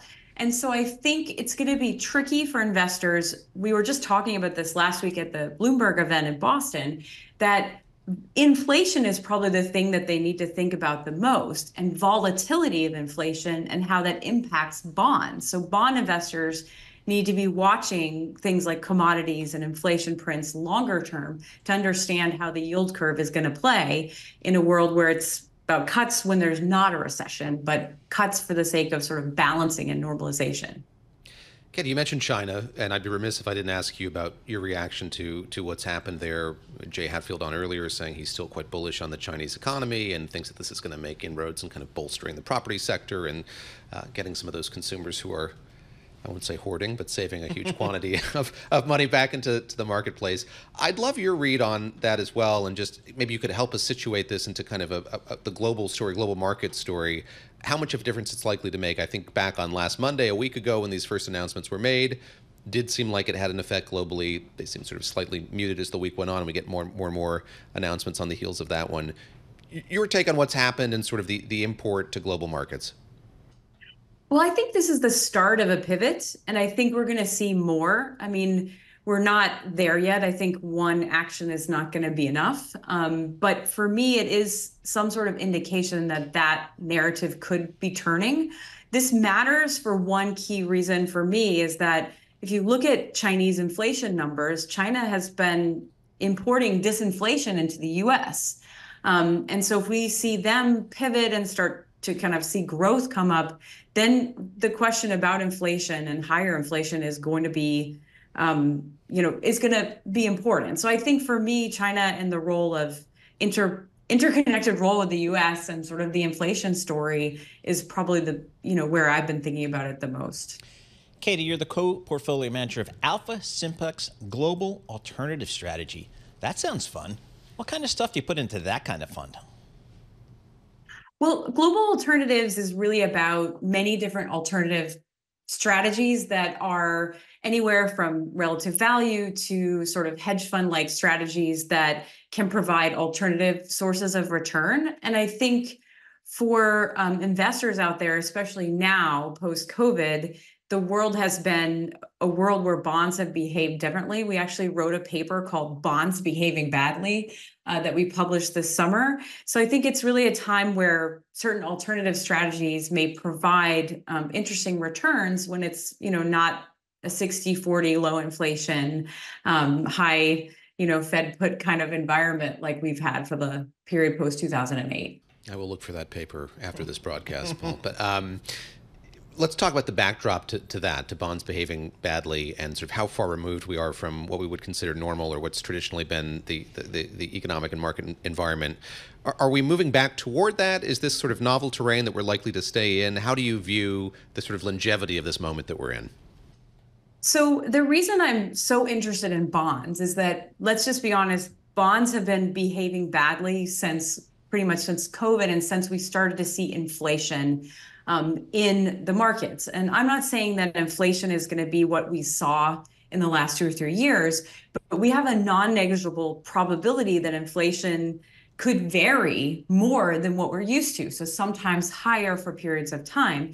And bonds in general, because they're fixed cash flows, they have very different properties when inflation is present or changing, which means that they're less diversifying and they can be more vulnerable to being volatile during periods where inflation is non-negligible. So I think for most investors that, what is a bond role in their portfolio is changing. And that's something that we're going to have to continue monitoring and thinking about as investors. I mean, David's got gold stuffed all over his apartment there in Brooklyn. Right. And so he's just been laughing all the way to the bank. What is going on with gold? It seems like every day for the last couple of years, it's making new highs. Oh, I know. Everybody's been asking about gold, and they ask me all the time. And I said, it looks to me a lot like an inflation hedge, that people are nervous about precisely what I said, is that, if inflation comes back or if they're concerned about sort of the potential for inflation to uptick at some point again, it's a natural place to try and hedge that. Maybe it's also a question about people being concerned about the US dollar. So in general, I think that gold tends to be that safety trade when you're not really sure what you should do. Maybe you just pack it in your apartment. I don't know. In the Maxwell House canister that I keep beneath the bed. Katie, you mentioned the strength of the dollar. Is that something that is worrying to you at this point? Is it something that you see weakening further? So this is a really good question, because there's been so much talk over the last 2 years about U.S. exceptionalism, and that seems to be pivoting some. With the Fed currently in a cutting cycle, that has a tendency to, put pressure on the U.S. dollar. And I think, but when you look at the relative growth numbers for the U.S. versus other economies, it still looks good. But we definitely have seen that the U.S. dollar in the past few months has been one of the key themes of being under pressure. And I think if we see an aggressive Fed, that we'll continue to see that in particular. So that seems to be the dominant theme that's pushing the dollar weaker. That's all we left talking to Katie Kaminsky. We can talk stocks, bonds, currencies, commodities. Next time, we're going to get your pork belly call. Katie Kaminsky, Chief Research Strategist at Alpha Simplex. I have no idea what they do there, but I know it's very complex. Katie Kaminsky makes it simple for us. With our news in New York City, here's Michael Barr. Thank you very much, Paul. David. John, Israel is expanding attacks across the Middle East. Airstrikes hit Houthi targets in Yemen over the weekend after recent attacks on Israel. The Israeli military says it also bombed a Hezbollah command center in Lebanon. Hezbollah's longtime leader was among the dozens of people killed. Former National Security Advisor H.R. McMaster. In recent years, they've been the shock troops in Syria. that have really contributed to half the Syrian population being dead, wounded, or displaced. So there's tremendous blood on the hands of this organization. Former National Security Advisor H.R. McMaster spoke to CBS Mornings. The governor of North Carolina called the impact of Hurricane Helene an unprecedented tragedy. Asheville is now largely cut off by washed-out roads and a lack of power. More than 90 people were killed, in fact, close to 100 by Helene in several southeastern states. California Governor Gavin Newsom has vetoed a contentious artificial intelligence safety bill. Bloomberg's Ed Baxter has the story. Proponents set it up saying it would make sure that companies' AI models did not cause major harm. It was poised to be one of the most consequential pieces of AI regulation in the U.S. In recent weeks, though, it has divided the AI industry. And Newsom writes in his veto message, while well-intentioned, it does not take into account whether an AI system is deployed in high-risk environment. He writes it could apply stringent standards to even the most basic functions, saying such regulation should be based on empirical evidence and science. He says this one is not the best approach. In San Francisco, I'm Ed Baxter, Bloomberg Radio. Finally, he was a Rhodes Scholar who became a superstar songwriter, singer, and actor. Chris Christopherson has died. Christopherson brought up gritty realism to country music like Help Me Make It Through the Night. Take the ribbon from your hair. As an actor, he was a leading man opposite Barbra Streisand in A Star Is Born. The family spokeswoman says Christopherson died at his home in Hawaii at age 88. Global news 24 hours a day and whenever you want it with Bloomberg News Now. I'm Michael Barr. This is Bloomberg. Paul, David, John. Hi, Michael Barr. Appreciate that. As always, John Tucker, New York City Rail Tunnel project gets $3.8 billion in last funding round. So a long-delayed $16 billion rail tunnel bridging New York City and New Jersey just scored its final piece. But Paul, do funding. we ever get to use it? No. Here we go. Here's the data. I mean, it's going to be a while. The new tunnel that they're building underneath the Hudson River is expected to be serviced by 2035. 35. And the full rehabilitation of the existing tunnel will be complete by 2038. Paul will be a greeter outside Walmart. Exactly right. In Brick Township, New Jersey, that's where I will be. But they're moving. No use for it. And John, every time I take the train out there, there's more complete. I've never seen a major infrastructure project proceed more quickly than this one. Once they finally got it going after decades of delay, man, they're building fast. The Portal Drawbridge North, or at least that section, is, more than halfway complete. Yeah, it's good stuff. So good luck to those folks. They got more money. This is Bloomberg.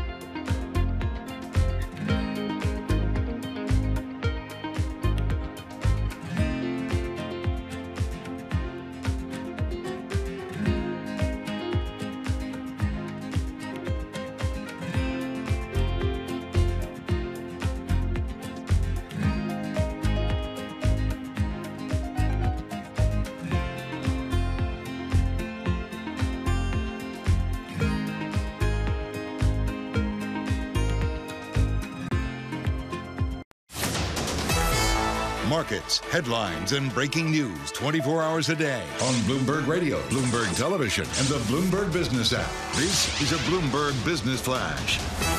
And I'm John Tucker, the Bloomberg Newsroom with this Bloomberg Business Flash. Dow Industrials starting the new week after a record close on Friday. Right now, the Dow futures down 66. S&P E-mini futures, they are lower, down 14 points.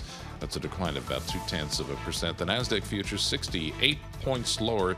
That is down 0.3%. All this is investors who await the jobs report and going to get that on Friday.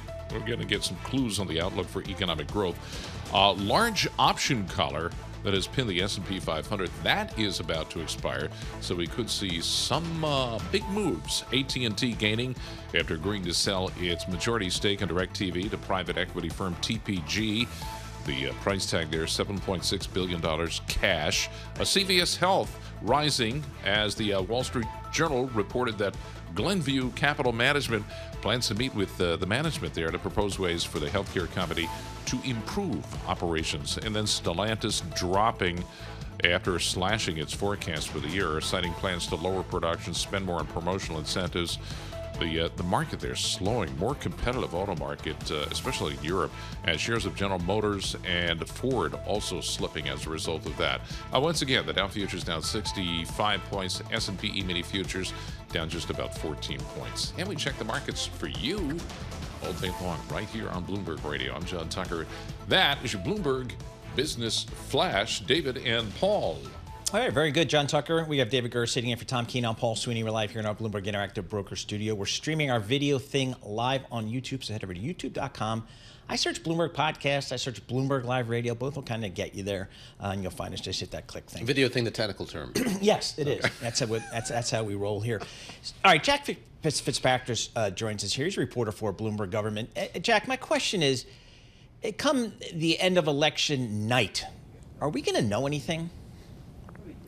Oh, it's very possible we won't know much at the end of the night on Election Day, maybe even into the next day. For one, the presidential race is clearly very close. If you glance at some of the polls and you look at the popular vote polling and you see that Kamala Harris appears to have an edge, usually by a couple points, that could mislead you, because if you really focus on the swing states, it is absolutely neck and neck. There's a New York Times poll that just came out showing Harris with a 1-point lead in Michigan and a 2-point lead in Wisconsin. Both of those are within the margin of error. And don't sleep on the House. While the Senate is leaning pretty significantly Republicans' way, so we may have some answers quickly there, the House is looking about as close as the presidential race, and that's going to be significant to whoever wins the presidential race. What will they actually be able to do legislatively? We're going to be looking for House results, and they can take a while, especially the Western results that come in late and then they take a while to count. So Jack, at the end of the night, on election night, we may not know that much. Jack, you introduced the sort of down ballot issues at play here, and let me drill down on that and ask you just sort of how down ballot candidates are being served by these two candidates. So, I watch rallies and speeches from time to time, and you see incumbents on stage with these two candidates. What more are they doing besides that? I look at the ad spend, and we got new data on that this morning, just how much money these campaigns have raised and how they're deploying that money. How is that trickling down to down ballot races? In some sense, it doesn't just trickle down to the down ballot races. It's a deluge over the down ballot races. A couple weeks ago, I talked to Ken Calvert, a Republican congressman from a swing district in California, about how his race was going. And he said, really, the local issues and what he does gets subsumed by the interest in the presidential race. So there's a huge factor of, does a presidential candidate drive turnout? Do they alienate moderate voters? It's hard to come up with a simple answer to that, but it's a huge challenge for a House incumbent or challenger to debate their issues locally when there's a massive amount of focus and a massive amount of spending focused on the presidential race. So that will drive the results very likely at the top of the ticket. Jack, I say this with the greatest amount of respect for you, but you're one of the biggest political nerds that I know, and you help me understand all this stuff. How did we get to a point where a national election is down to, I don't know, a couple of counties and a couple of states, it seems like? Is that just the new normal, I guess? It's not necessarily always the new normal, but this is a really close race with a few swing states that are going to be absolutely pivotal. If you're looking at Pennsylvania, Michigan, and Wisconsin, those are extremely important. They're probably a prerequisite for Harris to win. If Trump can take one of those, he's in much better position. It's just a factor of this being such a close race, such an evenly divided race, and also a matter of the candidates being pretty well defined, especially former President Trump in the minds of voters. If you can nudge turnout a little further, if you can motivate people just a little bit more, that could be the little tiny thing that tips the scale. So it's really a factor of a very divided electorate. Jack, I'll pull back the curtain a little bit here. I went and covered the first debate, presidential debate. The second one, applied for credentials for this vice presidential debate, didn't get them. Really? And they said they don't have enough room. There's a limit on how many reporters and journalists they're allowing into the media filing center. But it made me wonder what we know, Jack, about the format of this debate. I'm not even sure where it's going to be here on the island of Manhattan, and sort of what you're going to be watching for as we have Tim Walz taking on J.D. Vance on stage here in that first and only vice presidential debate of this cycle. Yeah, there's a lot of curiosity about this vice presidential debate, especially because this might be the last debate that happens. Harris, on the presidential side, has agreed to another debate, but Trump has not. So this is the last scheduled one. It's awkward to project because one of the top goals for VP candidates is do no harm, don't have an embarrassing flub that will reflect poorly on your running mate. We know that J.D. Vance wants to kind of come out swinging on policy. I would look for some criticisms on the economy. The border security and immigration is a big thing that the Republicans really want to hammer the Democrats on. Other than that, there are a lot of unknowns, which makes this an interesting X factor because, again, this could be the last debate that leaves voters with a final impression of the two sides debating their issues. I'll be watching it and listening to it right here on Bloomberg Radio. Watching on Bloomberg Television, Bloomberg Radio, simulcast of the CBS News Vice Presidential Debate tomorrow night. Very good. Jack, is there an issue that, I don't know, either the Democrats or the Republicans can use to maybe wedge a little bit of it? Like for the Democrats, is it abortion? Is for the Republicans, is it immigration? Is there something there that can tip the balance here, or is it just kind of already, we know what the issues are? We know what the most motivating issues are, and we know which issues each side feels they have an advantage on. It's more a matter of how they spotlight the issues they want to spotlight. As I mentioned, immigration is something Republicans want to run on. They do tend to have an advantage on the economy in the polls. Some of the personality-based stuff may play Democrats' way. If you look at the presidential candidates and VP candidates, J.D. Vance has some pretty high unfavorables in the polling. So the quote-unquote weird attacks that Democrats go after him with are something they'll focus on. And as you mentioned, abortion access is a huge motivating issue for Democrats that played into the 2022 midterms. So it's more a matter of pushing the issues each side knows plays into their hands and trying to send that message as effectively as possible. Jack, very quickly here, we got about 30 seconds. How has the hurricane that hit the Southeast over the weekend affected the campaign schedules of these two candidates? We're going to hear from them today on that storm and its devastation. Yeah, Harris is coming back to D.C. a little earlier after a West Coast fundraising trip. She will go to FEMA headquarters to get an update. President Biden is going to speak at about 10:30, and former President Trump is going to go to Georgia to get briefed. So everybody involved wants to be active, even though they can't at this point productively go to Asheville, North Carolina, or that area, just because logistically it would be counterproductive. So there's a spotlight on that issue, and every relevant person wants to make it clear that they're focused on it. Jack, thanks so much for joining us. Always appreciate getting your reporting there. Jack Fitzpatrick, he's a reporter for Bloomberg Government in D.C., getting us the latest news there. Again, the vice presidential debate tomorrow. Bloomberg Balance of Power extended edition, 8 to 11 p.m. Wall Street time. Balance of Power, vice presidential debate, the CBS-sponsored vice presidential debate there. Our good friend, David Gura. She wants a young American. Young American, young American. She wants the young American. All right. But she wants the young American. Standing right through the picture.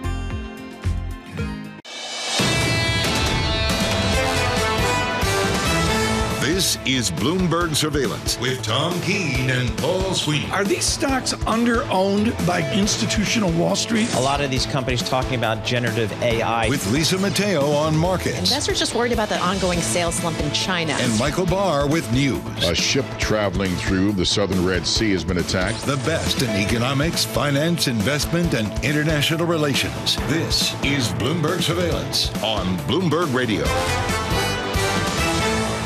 Coming up, a strong hour here. How about this? Lori Calvasine, head of U.S. equity strategy at RBC Capital Markets, give her outlook here for these markets. Kit Drooks, chief FX strategist at Societe Generale, talks about the opportunity in the currency markets and anchoring this whole thing. It's on a, you just never know. Eric Balchunas, senior ETF analyst at Bloomberg Intelligence. He's a go-to guy on all things ETFs, but it all depends on the Acela train. Okay. It either comes from Philadelphia or not. He comes from Philadelphia. God forbid he takes an earlier train in the morning. He gets a train that gets him in here like 9:29. It's a price differential. We'll see if this works. I know that well. Yeah, we'll see how that works. But we got a big lineup here in the next hour. Right now, we're going to go to John Tucker and get a Bloomberg Business Flash. All right, guys. Dow Jones Industrial Average starting the new week at a record. S&P 500, that's a few points away. Our Vince Signorello points out a large option collar continues to pin the S&P 500, and that is actually about to expire. The jobs report, of course, that's the big focus of the week that comes out Friday. That'll help assess the outlook for Fed rate policy into year-end. AT&T agreeing to sell its remaining share of DirecTV, the private equity firm TPG, the buyer, price tag $7.6 billion. U.S.-listed China stocks getting a boost. China's policymakers unveiling more stimulus for the world's second-largest economy. The turnaround for Chinese stocks, an eye-opener. Today, a gain of 8.5% of best session since 2008, giving the CSI 300 gauge the best quarter since 2019. Record high turnover across Chinese stocks. Kind of a different story for Stellantis today. Those shares pre-market were down 12.8%, slashing its forecast for the year. Tough time for European automakers. Also dragging down Ford as a result of that.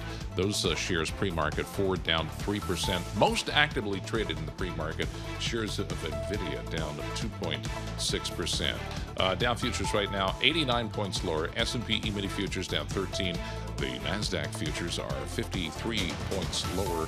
2-year more policy reactive is right now 6 basis points higher. That is at 361. The 10-year, the benchmark, is about 3 basis points higher. That is at 377. We check the markets for you all day long, right here on Bloomberg Radio. I'm John Tucker, and that is your Bloomberg Business Flash. David and Paul. All right, John Tucker, thank you so much. We appreciate that. David Gura sitting in for Tom Keene. I'm Paul Sweeney, live here in our Bloomberg Interactive Broker Studio. We're streaming live on YouTube as well. Bloomberg Surveillance Today is brought to you by Build America Mutual. BAM Mutual insures municipal bonds that finance essential infrastructure and provides guaranteed income to improve any portfolio. Be part of building America. Invest in BAM. BAM. Insured bonds. We need join the fun. Matt Miller more than ever for this BAM read. And our good friends at BAM take care of us, and we appreciate that. We've got a market. S&P 500 is up 20% year to date. I got a Fed. Seems to be giving me some wind at my sails there, a little nautical reference. I've got the earnings that seem to be double digit. I mean, how can you not make money? My question is all that good stuff kind of priced in here? So let's check in with Lori Calvasina. She does this stuff for a living. She's head of U.S. equity strategy at RBC Capital Markets, Royal Bank of Canada, for those of us in the know, RBC Capital Markets. Hey, Lori, you sit here in the beginning of the fourth quarter. I mean, I'm going to send John Tucker home for the year. I think he's up 20% on his S&P 500. What do we do now? So look, I think it depends on your time horizon, to be honest. And look, I think in the here and now, when we're thinking about 2024, markets feel like they're about where they deserve to be. We're a little bit above our 5,700 target. If you look at my valuation model, we're trading, a little bit above what our most optimistic scenario suggests in terms of where multiples should be. I wouldn't necessarily sit here and tell you that's a reason to be bearish, because when I run all my math for next year, looking again at valuations, implied PEs, earnings expectations, I can come up with 6,200, on a pretty conservative earnings estimate for where we should trade at the end of next year. So, how do I reconcile the two? Of course, there's always the possibility of a melt up late in a year. I've been doing strategy for more than 20 years. I mean, you always see kind of wild things, or you often see kind of wild things in the fourth quarter, December in particular. But I do think I can kind of go back to my sentiment work, which is telling me sentiment's also looking pretty full, not crazy bullish, but at levels that have tripped up markets in the recent past. So I'm on guard for a bit of a pullback. I'm on guard for a bit of turbulence. I may or may not get it. But I do think if you take that longer term look, you can come up with a reasonably bullish case for equities next year. Lori Calvasina, on guard. She with RBC Capital Markets. Let's dig a little deeper into investor sentiment. What are you hearing? What are you seeing? What should we be paying attention to? So I really pay attention to two specific data points. And I think it's important to put the data in context with conversation. I don't think you can just rely on one or the other. And when I look at data, if I look at the CFTC data, which comes out weekly for U.S. equity futures positioning, S&P futures positioning, on some measures, it's kind of bumping up against past highs. On other measures, it's hitting new highs. So I look at that and I say positioning itself looks pretty stretched in that big cap part of the market. If I look at NASDAQ 100 futures, we're also bumping up against new highs on the CFTC data. So that mega cap growth complex looks a bit stretched from that perspective. Things look more interesting if you look at the Russell 2000, which is, obviously a small cap proxy, but it also, I think, is sort of symbolic for that rotation trade. What's interesting there is that recently we saw positioning on the CFTC data break out to new post-COVID highs. Previously, there had been this sort of range we'd been trading in, this kind of 3-year ceiling they'd been bumping up against, and we finally broke through that. That one still has more room to go back to, say, the highs of 2016, 2018, even early 2020. So I think it makes a case for the rotation trade in here. Now, if I look at pure sentiment, AAII, we're at kind of one standard deviation above the long-term average. 2 standard deviation is where you kind of run into trouble on a 12-month forward basis. But 1 standard deviation, you often kind of have flat markets over the next 3 months. So that one's not looking fantastic, but not looking horrible either. When I talk to people, I think, they're ready, to sort of see the impact of Fed rate cuts start to come through.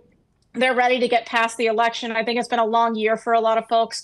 Small cap managers in particular don't feel so good, despite the fact that, you might have some stabilization in their asset class. I think people are reasonably optimistic and not looking for a recession, but I don't think they necessarily, feel like they're breaking out the champagne either. Lori, early in your career, you had a lot of success in small to mid-cap markets. And boy, that's a tough place to make a living. How about small and mid-cap these days? Is it a place to take a look? It's a place to take a look, but I'll tell you what's hard about this space, right? When I talk to your typical small cap portfolio manager, and I've seen a bunch of them recently in my client meetings, they don't feel so good. They're not seeing flows come back to their asset class, right? I mean, they're sort of like, you've had a million head fakes, right? And then when the money rushes in, which it's done a couple of times over the past year and a half, it tends to be more hedge fund driven. It tends to be more passive driven. And what that actually does is exacerbate the outperformance of lower quality names in their benchmark that they don't actually tend to own. So it's not necessarily a good setup for them. So we keep seeing these kind of passive money pressures, making big bets on Fed rate cuts and that kind of thing. And it's actually making the job of a small cap PM harder. And so, I think if you look at that space, right, what are these guys dealing with? Well, they're dealing with, sort of longer term, concerns about what's the quality of the index? Has it gone down? Are we ever going to get M&A back into the space? That's the kind of, sort of issues the more patient money is dealing with right now and not getting any clear answers on. I wanted to ask you just about sort of how you're looking ahead to the election and beyond, and if you see that as kind of a wall to planning and forecasting, or if you're able to see around it. How should investors be looking at what is definitely uncertainty that looms ahead here six weeks out? How are you regarding it, and sort of what's going to be, what are the known unknowns as you see them, if I may?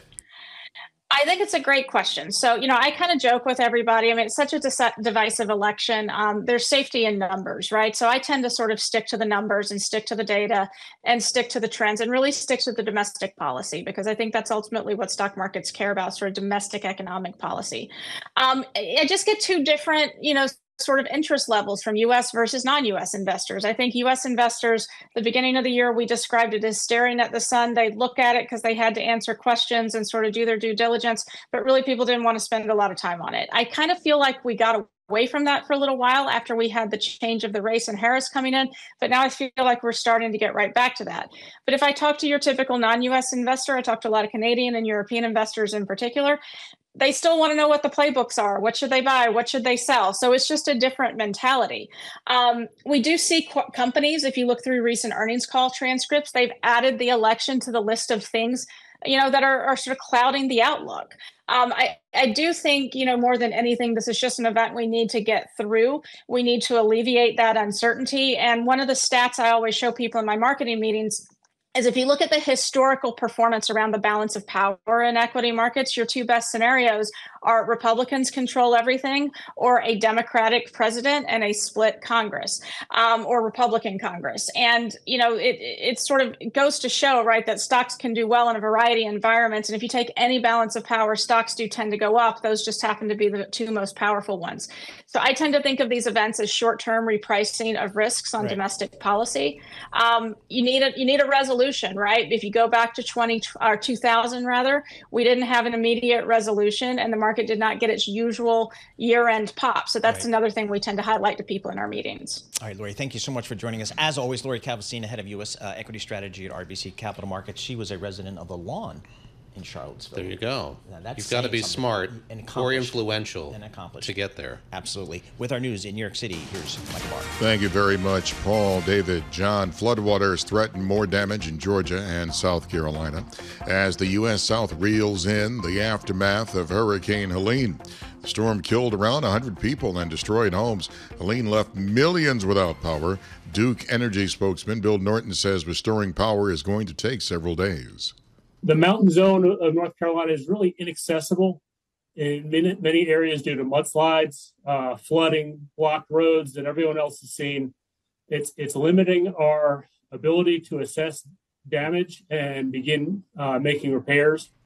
Israel bombed the center of Beirut for the first time in almost a year of hostilities, with Lebanon's Hezbollah stepping up air assaults following the killing of the Iran-backed group's chief last week. Lebanon state media reports the strike on a building in the heart of Beirut early today killed 3 senior members of a Palestinian group called the Popular Front for the Liberation of Palestine. Republican J.D. Vance and Democrat Tim Walz meet tomorrow night for what could be the final debate of the 2024 cycle. Henrietta Treyz with the Veda Partners says the CBS News vice presidential debate will feature 2 candidates on opposite ends of the political spectrum and the polls.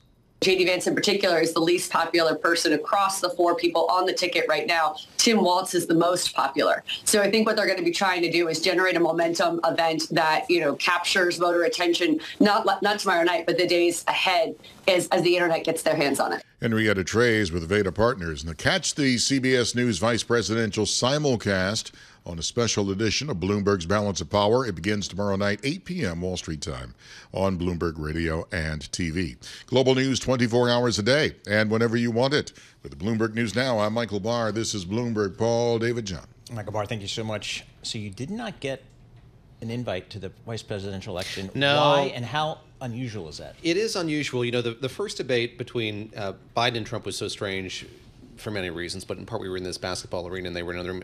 It was a more traditional spin room at this last one, but I gather this one that CBS is hosting here for the vice presidential candidates will be on a smaller scale. It's New York. Maybe they don't have as much space to use. So I know that colleagues from Bloomberg TV and radio will be there, but they didn't have as many desks or tickets to give away. That's what he's telling himself. I hope so. I hope so. I mean, maybe I raised a stink. We'll see what happens. But I mean, you kind of David Gura.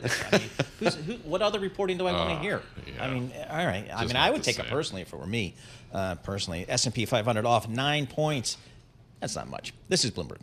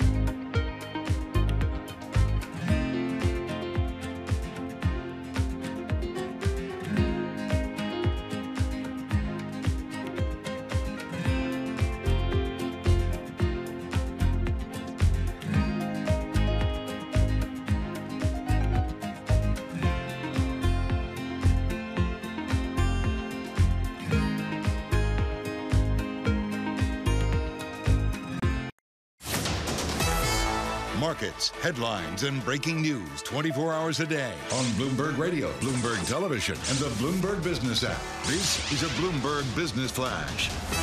And I'm John Tucker in the Bloomberg Newsroom. The Bloomberg Futures Report being brought to you by Discover Opportunities with CME Group Futures across equity indices. Markets never sleep, neither does Interactive Brokers. Discover Opportunities with CME Group Futures across equity indices, interest rates, FX, energy, and more. Access CME Futures around the clock at Interactive Brokers. The Dow Jones Industrial Average starts out the new week at a record. Couple of deals that actually complement each other. DirecTV and Dish agreeing to combine. This is going to create the biggest paid TV provider in the U.S. DirecTV and Dish have flirted with merging on and off for decades. DirecTV, owned by AT&T, TPG. TPG is going to acquire the 70% stake in DirecTV that it doesn't already hold from AT&T. That's a $7.6 billion cash transaction. Verizon Communications, biggest wireless carrier in the U.S., is in advanced talks to sell thousands of mobile phone towers to digital infrastructure, the firm Vertical Bridge. Right now, the Dow futures down 66 points. S&P E-mini futures, they're down 10. And the NASDAQ futures, 38 points lower. And we check the markets for you all day long right here on Bloomberg Radio. I'm John Tucker. That's your Bloomberg Business Flash. David and Paul. All right, John Tucker, thank you so much. David Gura sitting in for Tom Keene. I'm Paul Sweeney. The Bloomberg Futures Report was brought to you by Markets Never Sleep, and neither does Interactive Brokers. Discover opportunities with CME Group Futures across equity indices, interest rates, FX, energy, and more. Access CME Futures around the clock at Interactive Brokers. You know, when I was at the Chase Manhattan Bank way back in the day, I spent a rotation on the FX trading desk. Those people are nuts. They swing gajillions of dollars in all kinds of currencies. My first trade was, I think it was buying lira, selling Deutschmark. I don't know. I did it for a client. I managed not to lose money. Not for the faint of heart. No, it's just crazy what these people do. And some people make a career out of this stuff, which is even worse. Kid Jukes is one of those people. He's the chief FX strategist for Societe Generale. He joins us. He helps us make sense of what's going on in the currency markets. Hey, Kid, I see the U.S. dollar. I'll just start there. You know, I got that. That's what's in my pocket today. It's off about 4% from that June peak. Is that just the market saying, all right, this Federal Reserve finally is going to start cutting rates? Yes, up to a degree. You know, I mean, the summer sort of started with the end of the big yen fall. The yen had cheapened up far more than people thought it possibly could, which currencies can do that. They overshoot. And then the carry trade came off. People were borrowing yen to buy dollars and pick up lots of interest. That reminded people that the dollar's gone up for a long time, a very long way. It's had a bigger rally to a higher level than it got in 2001.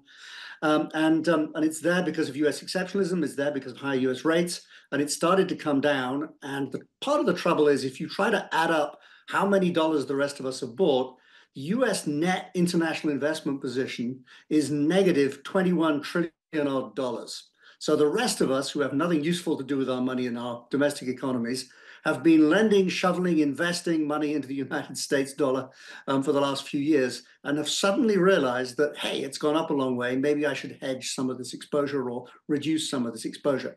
And that's what's driven it. And that kind of leaves us where we are, which isn't a bad place, a little bit soft and not dramatically, and it's paused. My fear sort of somewhere in August was this could become an avalanche just as you get a sort of snowball effect of people saying, yeah, I need to lighten up. Investors don't have anywhere else to put their money. That's more exciting. I stress that. But they are a little bit nervous about the rate cuts. Kit, are you steering clear of the dollar at this point in time? Paul mentioning the fact that we've got this Fed rate cut cycle underway, obviously added uncertainty when it comes to the elections in this country as well. Is it hard to take a strong kind of directional position on the dollar right now, given all of that? I think it'll be weaker at the end of the year, and it'll be weaker in the middle of next year because it's just gone up so far. I look at, for example, even on days like today, but this time last week we had very weak PMI data out of Germany. The currency went down. It then bounced back. It's stronger than it was when those numbers come out. That's not because we're in love with Germany. That's because people still feel that any day the dollar goes up, maybe they should lighten out a bit and just be careful. The political uncertainty doesn't help. The rate cuts definitely take some of the appeal away. The challenge is, if you wind the clock forwards, I don't know, 2 years, people will definitely buy the dollar back again in earnest if it goes down much. So yeah, I think it's bound to weaken a little bit further. I'm glad that it doesn't look as if it's going to be uncontrolled. You got to say, back in 1985, when I started in 84, just as the dollar was on its way up. It gave up the whole of the 1980-85 rally. It had given it up by 1987. There wasn't a recession. The world didn't end. The Fed did cut rates. But what goes up sometimes has to come down. Kit, I was over in Ireland, in Northern Ireland last week. I was throwing around euros and sterling and all the pubs on the island. They love me over there. Let's start with the euro here. It's had a nice, 5% move over the last several months here. Again, do I just think that in the context of the dollar? Or is there something going on in Europe? No, it's the context of the dollar. It was very weak. If you went back a few weeks ago, I was nervous when the French election results came out, and we had a lot of political uncertainty that came from that. It held higher than I thought it would. It held around about 106. You've got to go back to where we were in 2022. We got to 0.95 in euro dollar when the US had this massive boon from being the world's biggest energy producer. Europe was in real trouble with energy costs once the war as a result of the war between Ukraine and Russia. We're not that many miles from there, so I don't think we're going to go back to the 120, 130 sort of levels that we saw a few years ago. You'll remember after in 2008 we got up to 160. We're not going anywhere near that. The European economy can't cope with it, but we can drift a little bit up, say, on the back of the fact that, the Europeans, the Germans are amongst the world's biggest investors overseas. They have no good investment opportunities at home at this point in time. They're just taking some risk off the table, and that's not the stupidest idea in the world. Kit, one of the things we've been paying close attention to, of course, is what's been happening in the Middle East. And of course, we look for knock-on effects in commodities when something like that happens. Does it do much to the currency space when there is that kind of tension, that kind of uncertainty surrounding geopolitics in the Middle East in particular? It's never bad for the dollar, for sure, in terms of place to go. It's less of an impact in this cycle than it's been in the past, partly because the oil price, for example, hasn't spiked up. The energy market is clearly a very different place from what it was 20 years ago now. And so this is a It's a geopolitical tragedy in a multitude of ways of what's going on in the Middle East. It's a human tragedy, but its global economic impact so far hasn't been that great. Everyone's watching it in case it gets worse, but if you think about the oil price spikes in particular that we've seen in the past, there's none of that going on at the moment. Kit, can you give us your latest views on the yen and what the central bank is doing there and how we should think about the Japanese yen here? We're sitting at 142.84 at the moment. Sure. Well, dollar yen in terms of purchasing power parity. So if you were a tourist, what you think what it ought to be worth, it ought to be under 100. So it got to 165, which must be the biggest overshoot up or down of a currency relative to that version of fair value that I've ever seen.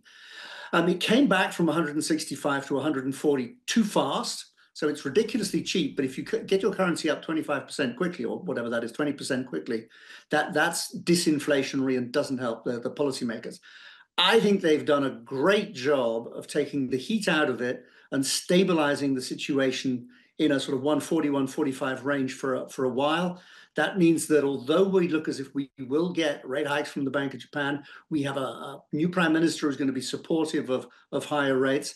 That's the sort of thing that is likely to get dollar yen, down to 130 in 12 months' time, something like that. But he's taken the heat out of it. And again, that image I had in my mind of a snowball, if you go, or maybe of an elastic, once the elastic comes back from 165, it would be ruinous for Japan to see it go to 120 quickly. They have taken all the speed out of it over the last couple of weeks. I think that's a big win for the Bank of Japan and the Japanese administration. Kit, always great to speak with you. It will go. So quickly, go ahead. Pleasure. Kit Jukes, their Chief FX Strategist with Societe Generale, joining us here on Bloomberg Surveillance. Sorry to cut you off there, Kit, as we head to the break here. But Paul, just a fascinating sort of leadership election we've seen there in Japan, and we thank Kit for helping us understand the machinations there within the Japanese government as we look ahead perhaps to a new election. Coming up, much more on what we've seen out of China, global equities markets, as the show continues right here. Bloomberg Surveillance on Bloomberg Radio. David Gura in for Tom Keene with Paul Sweeney.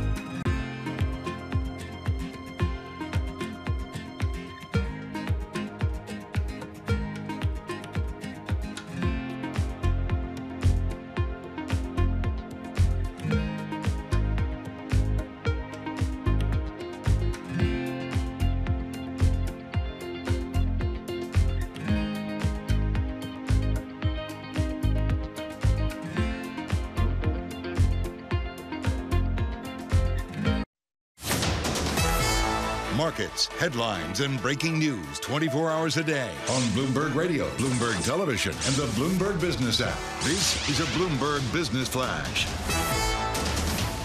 And I'm John Tucker in the Bloomberg Newsroom with the opening bell report. Waiting there for the opening bell of the New York Stock Exchange. After last week's record highs on Wall Street, traders looking forward to some key data. Get the jobs report that is coming out on Friday. NVIDIA, that has been the most active pre-marketed shares, were down.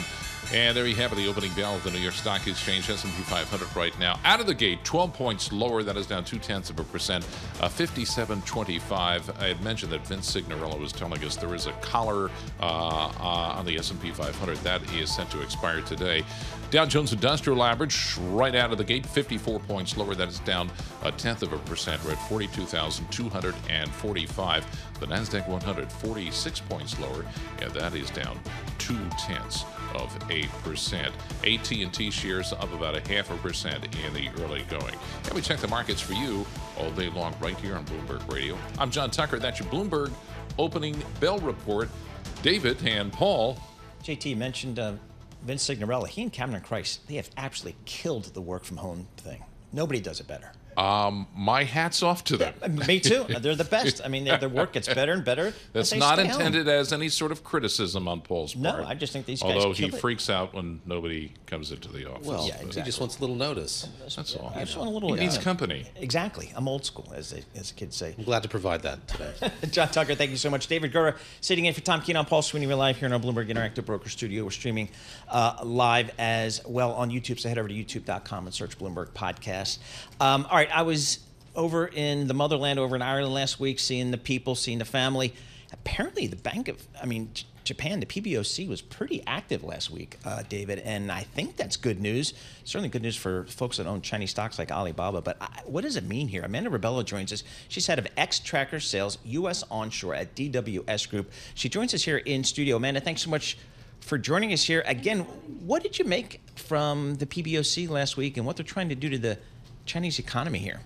Yeah, absolutely. It's really interesting. China is something that we're always speaking about at X-Trackers. So we launched the first A-shares, direct holdings of the China A-shares with a Western asset manager almost 10 years ago, actually, in Europe and then also in the US as well. And so we've now become like the default for that exposure. So we were pretty busy, to say the least, on Friday and actually today as well. PBOC on Tuesday, they announced a number of stimuli which were then effective as of Friday. So we saw a really big jump in the market. I think all of us know that China has been really out of favor for international investors for the past couple of years in particular, was definitely a darling, but I would say post-pandemic has never really kind of got back to where it was. Obviously, we've seen the cut in projections regarding the target GDP growth that the government has been expecting. Historically was around 6.5%, came to about 5%. But there's been a lot of cynicism from Western asset managers, Western investors over the past couple of years about whether the 5% was actually achievable.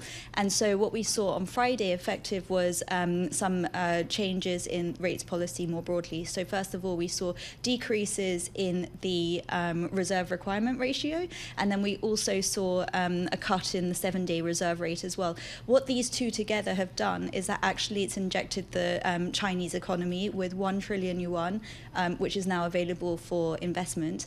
And the market received that pretty well. So we actually saw on Friday the market, the CSI 300, increased by just shy of 4.5%, and then it's closed at over 8% up on the day, which is incredible. So being called the PBOC put by some people, I know. And we don't think it's over as well. That's the thing. There's more to come? More to come, yeah.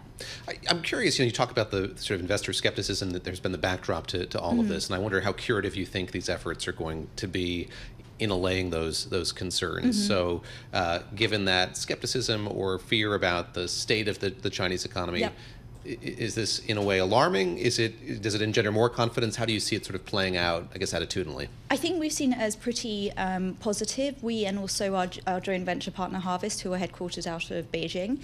And so, even though they are headquartered out of Beijing, they're actually quite measured in terms of their views. They're not always massively bullish on China. What's really interesting is that, the biggest sector which is always under pressure is residential property more broadly. And so these two acts are more supportive for the property kind of sector overall. What we see as well is that there will be more government issuance of treasuries locally, which will be kind of basically for funding infrastructure and property exercises as well. So we think then that that's all positive. There was also a repercussion as well for retail mortgage rates as well. So again, that's supportive from a grassroots perspective. And I think us and Harvest, we expect that there's more to come from a fiscal policy perspective as well. So you mentioned last week we did get a lot of fiscal policy measures very positively received by the marketplace. Again, my proxy is just Alibaba, because I know that company very well, up another 3% today, hitting a 52-week high, up about 50% year to date.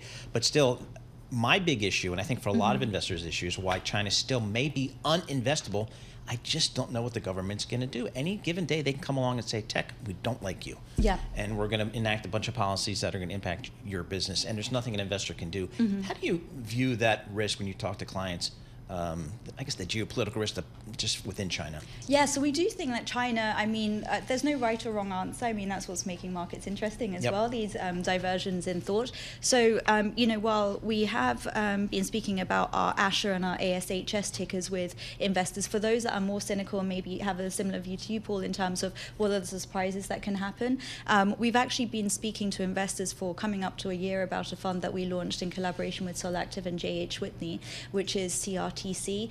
Think of it as DMX China. So we always talk about EMX China, but it's important to think about DMX China. So for example, tech, a great example, you can think about then the party is going to say, okay, all government officials, you can't have an iPhone, and then you see market cap of Apple drop, right? And so CRTC, the US National Critical Technologies ETF, is tracking an index which is ultimately looking at economic exposure to China, Russia, Iran, which is becoming more important as well, and North Korea, so these adversary nations from a US and actually more broadly NATO perspective. And so you're also then focusing as well on critical technologies, so at the same time it's also tapping into the categories which have been identified by the Department of Defense, which are going to maintain and even enhance the US economy globally. It's really about preservation of the US economic standing in the world. Maybe spinning away from China just to international equities broadly, how are you feeling about prospects there in light of, yes, what we've been talking about, certainly what the Fed is doing as well? How much of an appetite do you have for them? Yeah, so, I think when a lot of clients are thinking about the MSCI world, for example, so 10 years ago, the US used to make up about 40%, then that became 48%, and then now it's pretty much 60%. So everyone has got this inherent bias to the US. A lot of people thinking, is that too much? We've been speaking, for pretty much a year now about the Mag 7, and so thinking about diversifying it back into international equities is really interesting. We in particular really like Japan right now, and we still think that there's a carry component, even if the Fed has cut rates recently and looks to do so further. Japan is always pretty much a zero rates environment. But the Japanese economy, what's interesting is that it's moved away from having just an export focus, and actually the demographics are starting to change a little bit. There has been an increase in domestic consumption, for example, so this is kind of long-standing, we expect, and we think that gives a broader, nice story for a dollar hedged exposure to MSCI Japan. Boy, when I first started on Wall Street in the mid-'80s, Japan was the bomb. You had to be in Tokyo. You had to do a tour of duty there. And then we went a generation with nobody, you couldn't, give it away. I just don't know what's changed there. Has the economy materially changed? Has the government policy changed? Why are Warren Buffett and people like you talking about Japan? Yeah, it's a value trade, basically. Okay. So I think you have to have the discipline to stay in it for the long haul. We did see some retrenchment in the past couple of months, but we think that the long-term projection is that it really makes sense on a 5-year, 10-year perspective. Would love to get your perspective on sort of where the Fed goes from here and how much the ground changed after the beginning of this rate cut cycle for you and for clients as well. Has the perspective shifted such that you don't have to play the parlor game as much? This has kind of begun and going to continue with some momentum, or how much focus is the Fed still taking up in your psychic space? Yeah, sure. So George Katchenbone, who is the head of our fixed income business for the US, has some great views on this. Definitely, I think he's a common, very popular guest on your side. What we think is that actually gives an opportunity for credit again. So I think that there had been a rotation out of that. Where there had been allocations, it had been more on the IG side, but we think that high yield, we've actually liked high yield long term, but we just haven't seen much in terms of flows into it. And so we're definitely thinking it makes sense now. What's really interesting, short duration high yield, so SHYL is our ticker, that's yielding about 8.5%, and the duration I think is like 1.8 years, something like that. We've seen default rates come down massively, even at the CCC level. So I think they've more than halved actually over the last 4 years, so much more robust than we have thought of it previously. All right, Amanda, thank you so much for joining us. Always appreciate having you, particularly when you come in studio. Amanda Rebello, she's head of X-Tracker Sales, U.S. Onshore for DWS Group, joining us here in studio with our news in New York City. Here's Michael Barr. Thank you very much for David, Paul, and John. Homeowners in areas struck by Hurricane Helene last week are gradually being allowed back into their neighborhoods. They're finding historic damage from the extreme flooding. North Carolina's Linville River was already running high from unusually heavy rains before Helene's arrival. This man says as for Riverside homes now, they're non-existent. I had friends that lived in there, and when I drove through there yesterday, I cried. Officials can't even get a firm count on the number of people missing because many areas are physically cut off and have no cell phone service.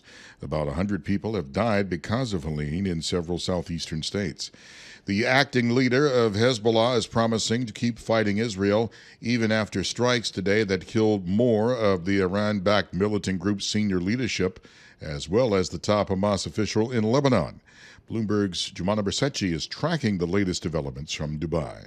They are not going to stop the airstrikes until they have absolute assurance that rockets are not going to be fired onto their residents. And this is where you're going to start hearing a lot more about this so-called UN Resolution 1701. That was the UN resolution that was put in place after the July 2006 war between Israel and Hezbollah that stipulated Hezbollah put down their arms, retreat from the border, Israel withdraw from Lebanon, and then you get a deployment of the Lebanese army on that border instead. Bloomberg's Jumana Bersetchi reports Lebanon's prime minister called for that UN resolution to be invoked today. He met with the French foreign minister, who's joined with the U.S. in calling for a ceasefire. The last scheduled debate before Election Day will take place tomorrow. This time, vice presidential candidates Senator J.D. Vance and Governor Tim Walz are gearing up for the only VP debate. The CBS debate will be simulcast on Bloomberg starting at 8 p.m. Wall Street time. Global news 24 hours a day and whenever you want it with Bloomberg News Now. I'm Michael Barr, and this is Bloomberg. Paul David John.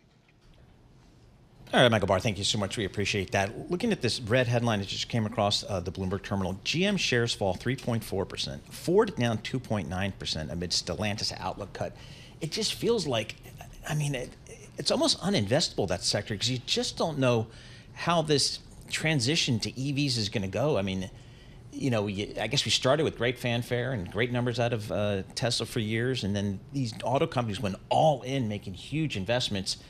And now we've hit a rough patch in terms of where the demand really is. Yeah, really fascinating to chart. And I saw over the weekend Volvo, among the automakers, petitioning the European government here to stick to the goals that they had to go toward electrification. And I think, the weeks before that, you had Volvo and others kind of recognizing the fact that there's still this huge appetite for hybrids and gas-powered cars, so maybe sort of overly optimistic about how that's going to take place here in the next few years.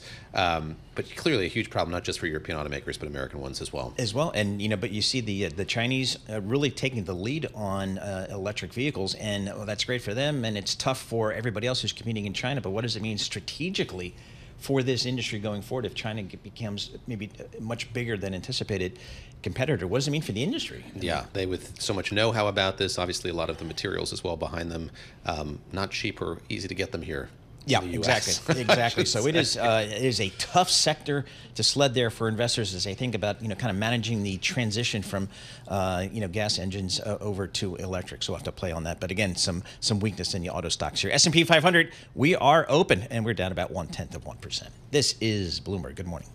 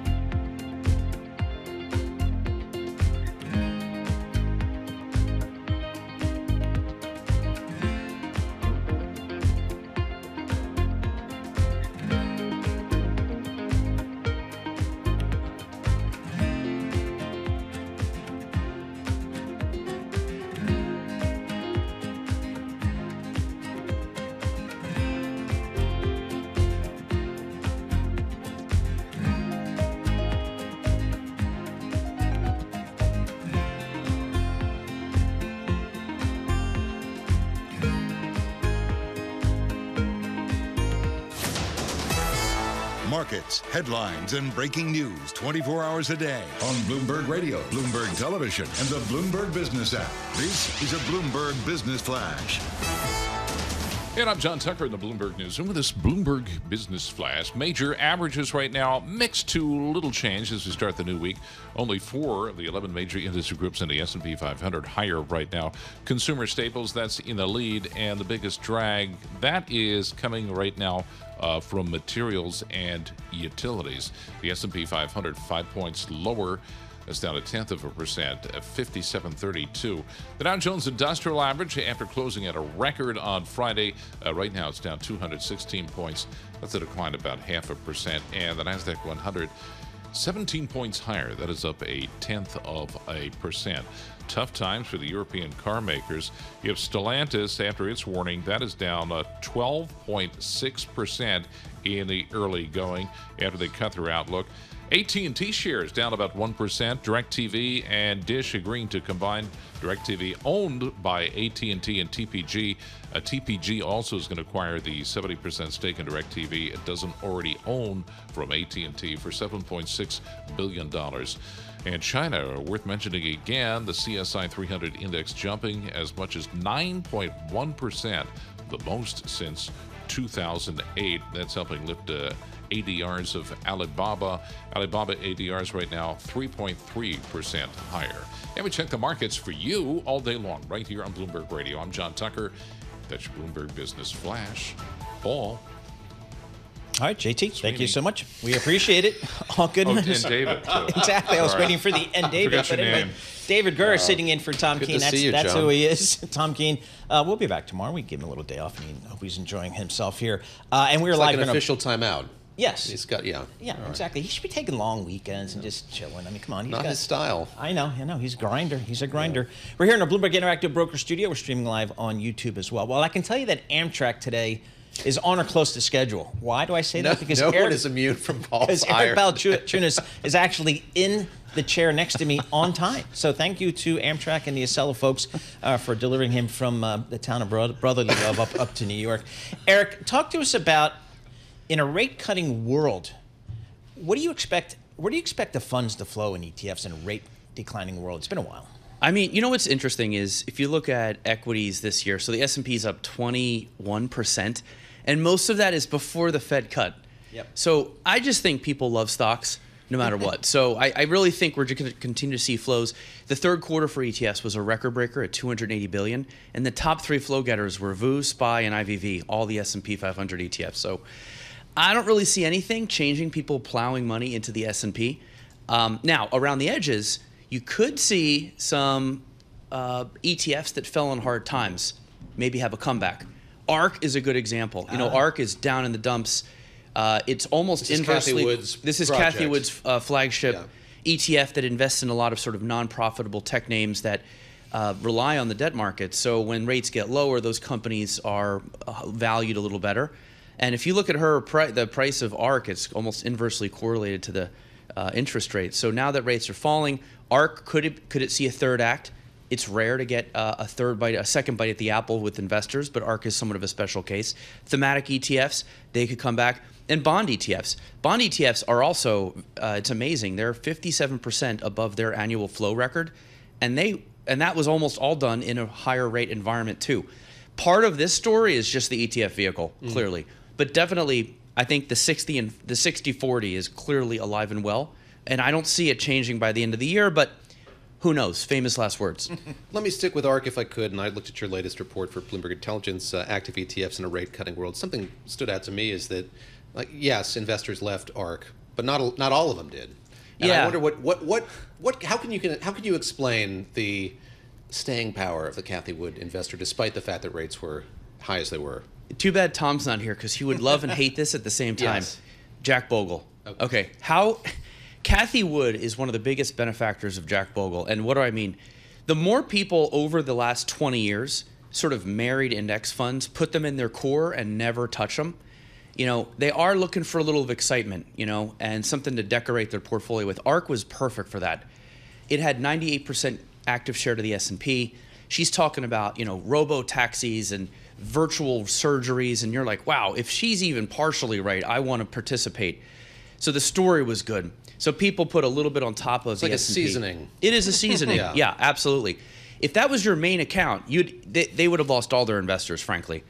And we saw that with the Janus 20 and other high flyers. But because the core of the portfolio is not chasing these 5-star managers anymore, it does allow a little more intestinal fortitude to deal with the ups and downs. And I do think Kathy's a good communicator of this sort of futuristic vision. And a lot of stuff that gets bought in the hot sauce bucket is simply people curing future FOMO. They don't want to kick themselves in case she happens to be right. Or with crypto, in case this thing goes to $1 million, I don't want to kick myself. So I think that's why the assets were stickier. She's out of the fire with $5 billion. That's not bad. And she shows about $3 billion of outflows. Now, the assets went down a lot more because of price appreciation, but only $3 billion left. And I think the peak was 16, 17 billion. So to be out there sort of clean and up in the past 3 weeks with $5 billion, she has a lot to work with, and the ETF trades a lot. So traders do use this thing sometimes. Like if they are to want to play like a real high, a risk-on event, ARK will give you more juice than even the Qs. Thematic ETFs in general, give us the sense of where they are today in terms of flows and how they're being used. It's interesting. The flows are like flat because you do have some of the ARK innovation growth that's been rotated out, but what has worked is things like infrastructure. So like PAVE is now the biggest thematic ETF.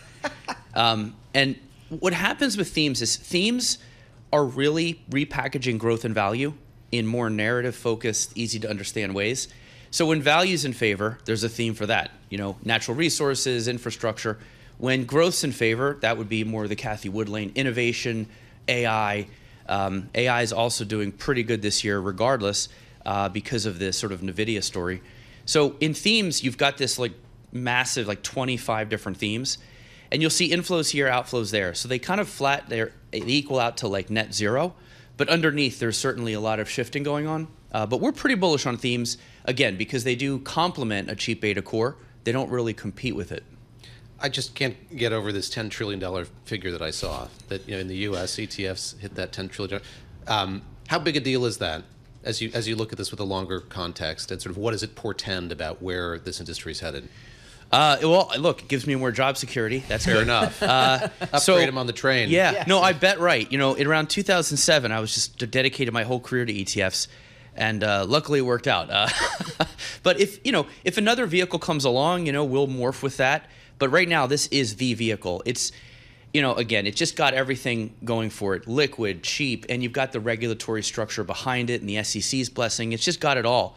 So we do see this getting bigger and bigger. 10 trillion is interesting, though, because normally ETFs double every 5 years. But this time, they doubled in 3.7 years, from 5 to 10. That's a big doubling, too. And this year, they're probably going to break the record. They're at 700 billion in flows. The old record's 910 billion. And so you've got record launches, too, at 515, already in record territory with 3 months to go. So there's just records all around. It's a good time to be in the ETF world. Got to stay humble, though. Now don't get cocky, like to quote Star Wars or whatever. You don't want to get too confident. But also, the other part that keeps people humbled about ETFs is that they are generally in a massive fee competition. So for the industry, it's celebratory, but it's also painful at the same time. But this is where the fish are biting. So we're going to continue to see people launching whatever they think of in the ETF wrapper for now. 30 seconds. Where's the money coming from? Mostly advisors. Advisors control like $35 trillion. They love ETFs. Fee-based advisors who get a percentage of the client's portfolio. Now that their money's coming from your money, they are looking for the best deal. And that has been a massive boom for ETFs. Direct retail a little bit and institutions a little bit. But the 2/3 is that advisor retail RIA. God, they must love you at conferences. Well, I mean, they want to get on TV and radio. So I don't know if it's me personally, Paul. All right. Eric, I mean, talk about a guy who was at the ETF business at the absolute top of the first inning. He called it a scam when I first met him. Yeah. Oh, forever. You got to find that tape. Next time I'm on. I mean, he's built a career out of it. Like nothing. It's absolutely the best, and we appreciate getting a few minutes of his time. Eric Balchunas, he's an ETF analyst. Yes, there are ETF analysts employed by Bloomberg Intelligence. Against my better judgment, I was overruled. We hired him. He's been killing it ever since. Eric Balchunas, ETF analyst for Bloomberg Intelligence. We appreciate getting a few minutes of his time. Coming up, a little from Genesis. How about that? We're going back.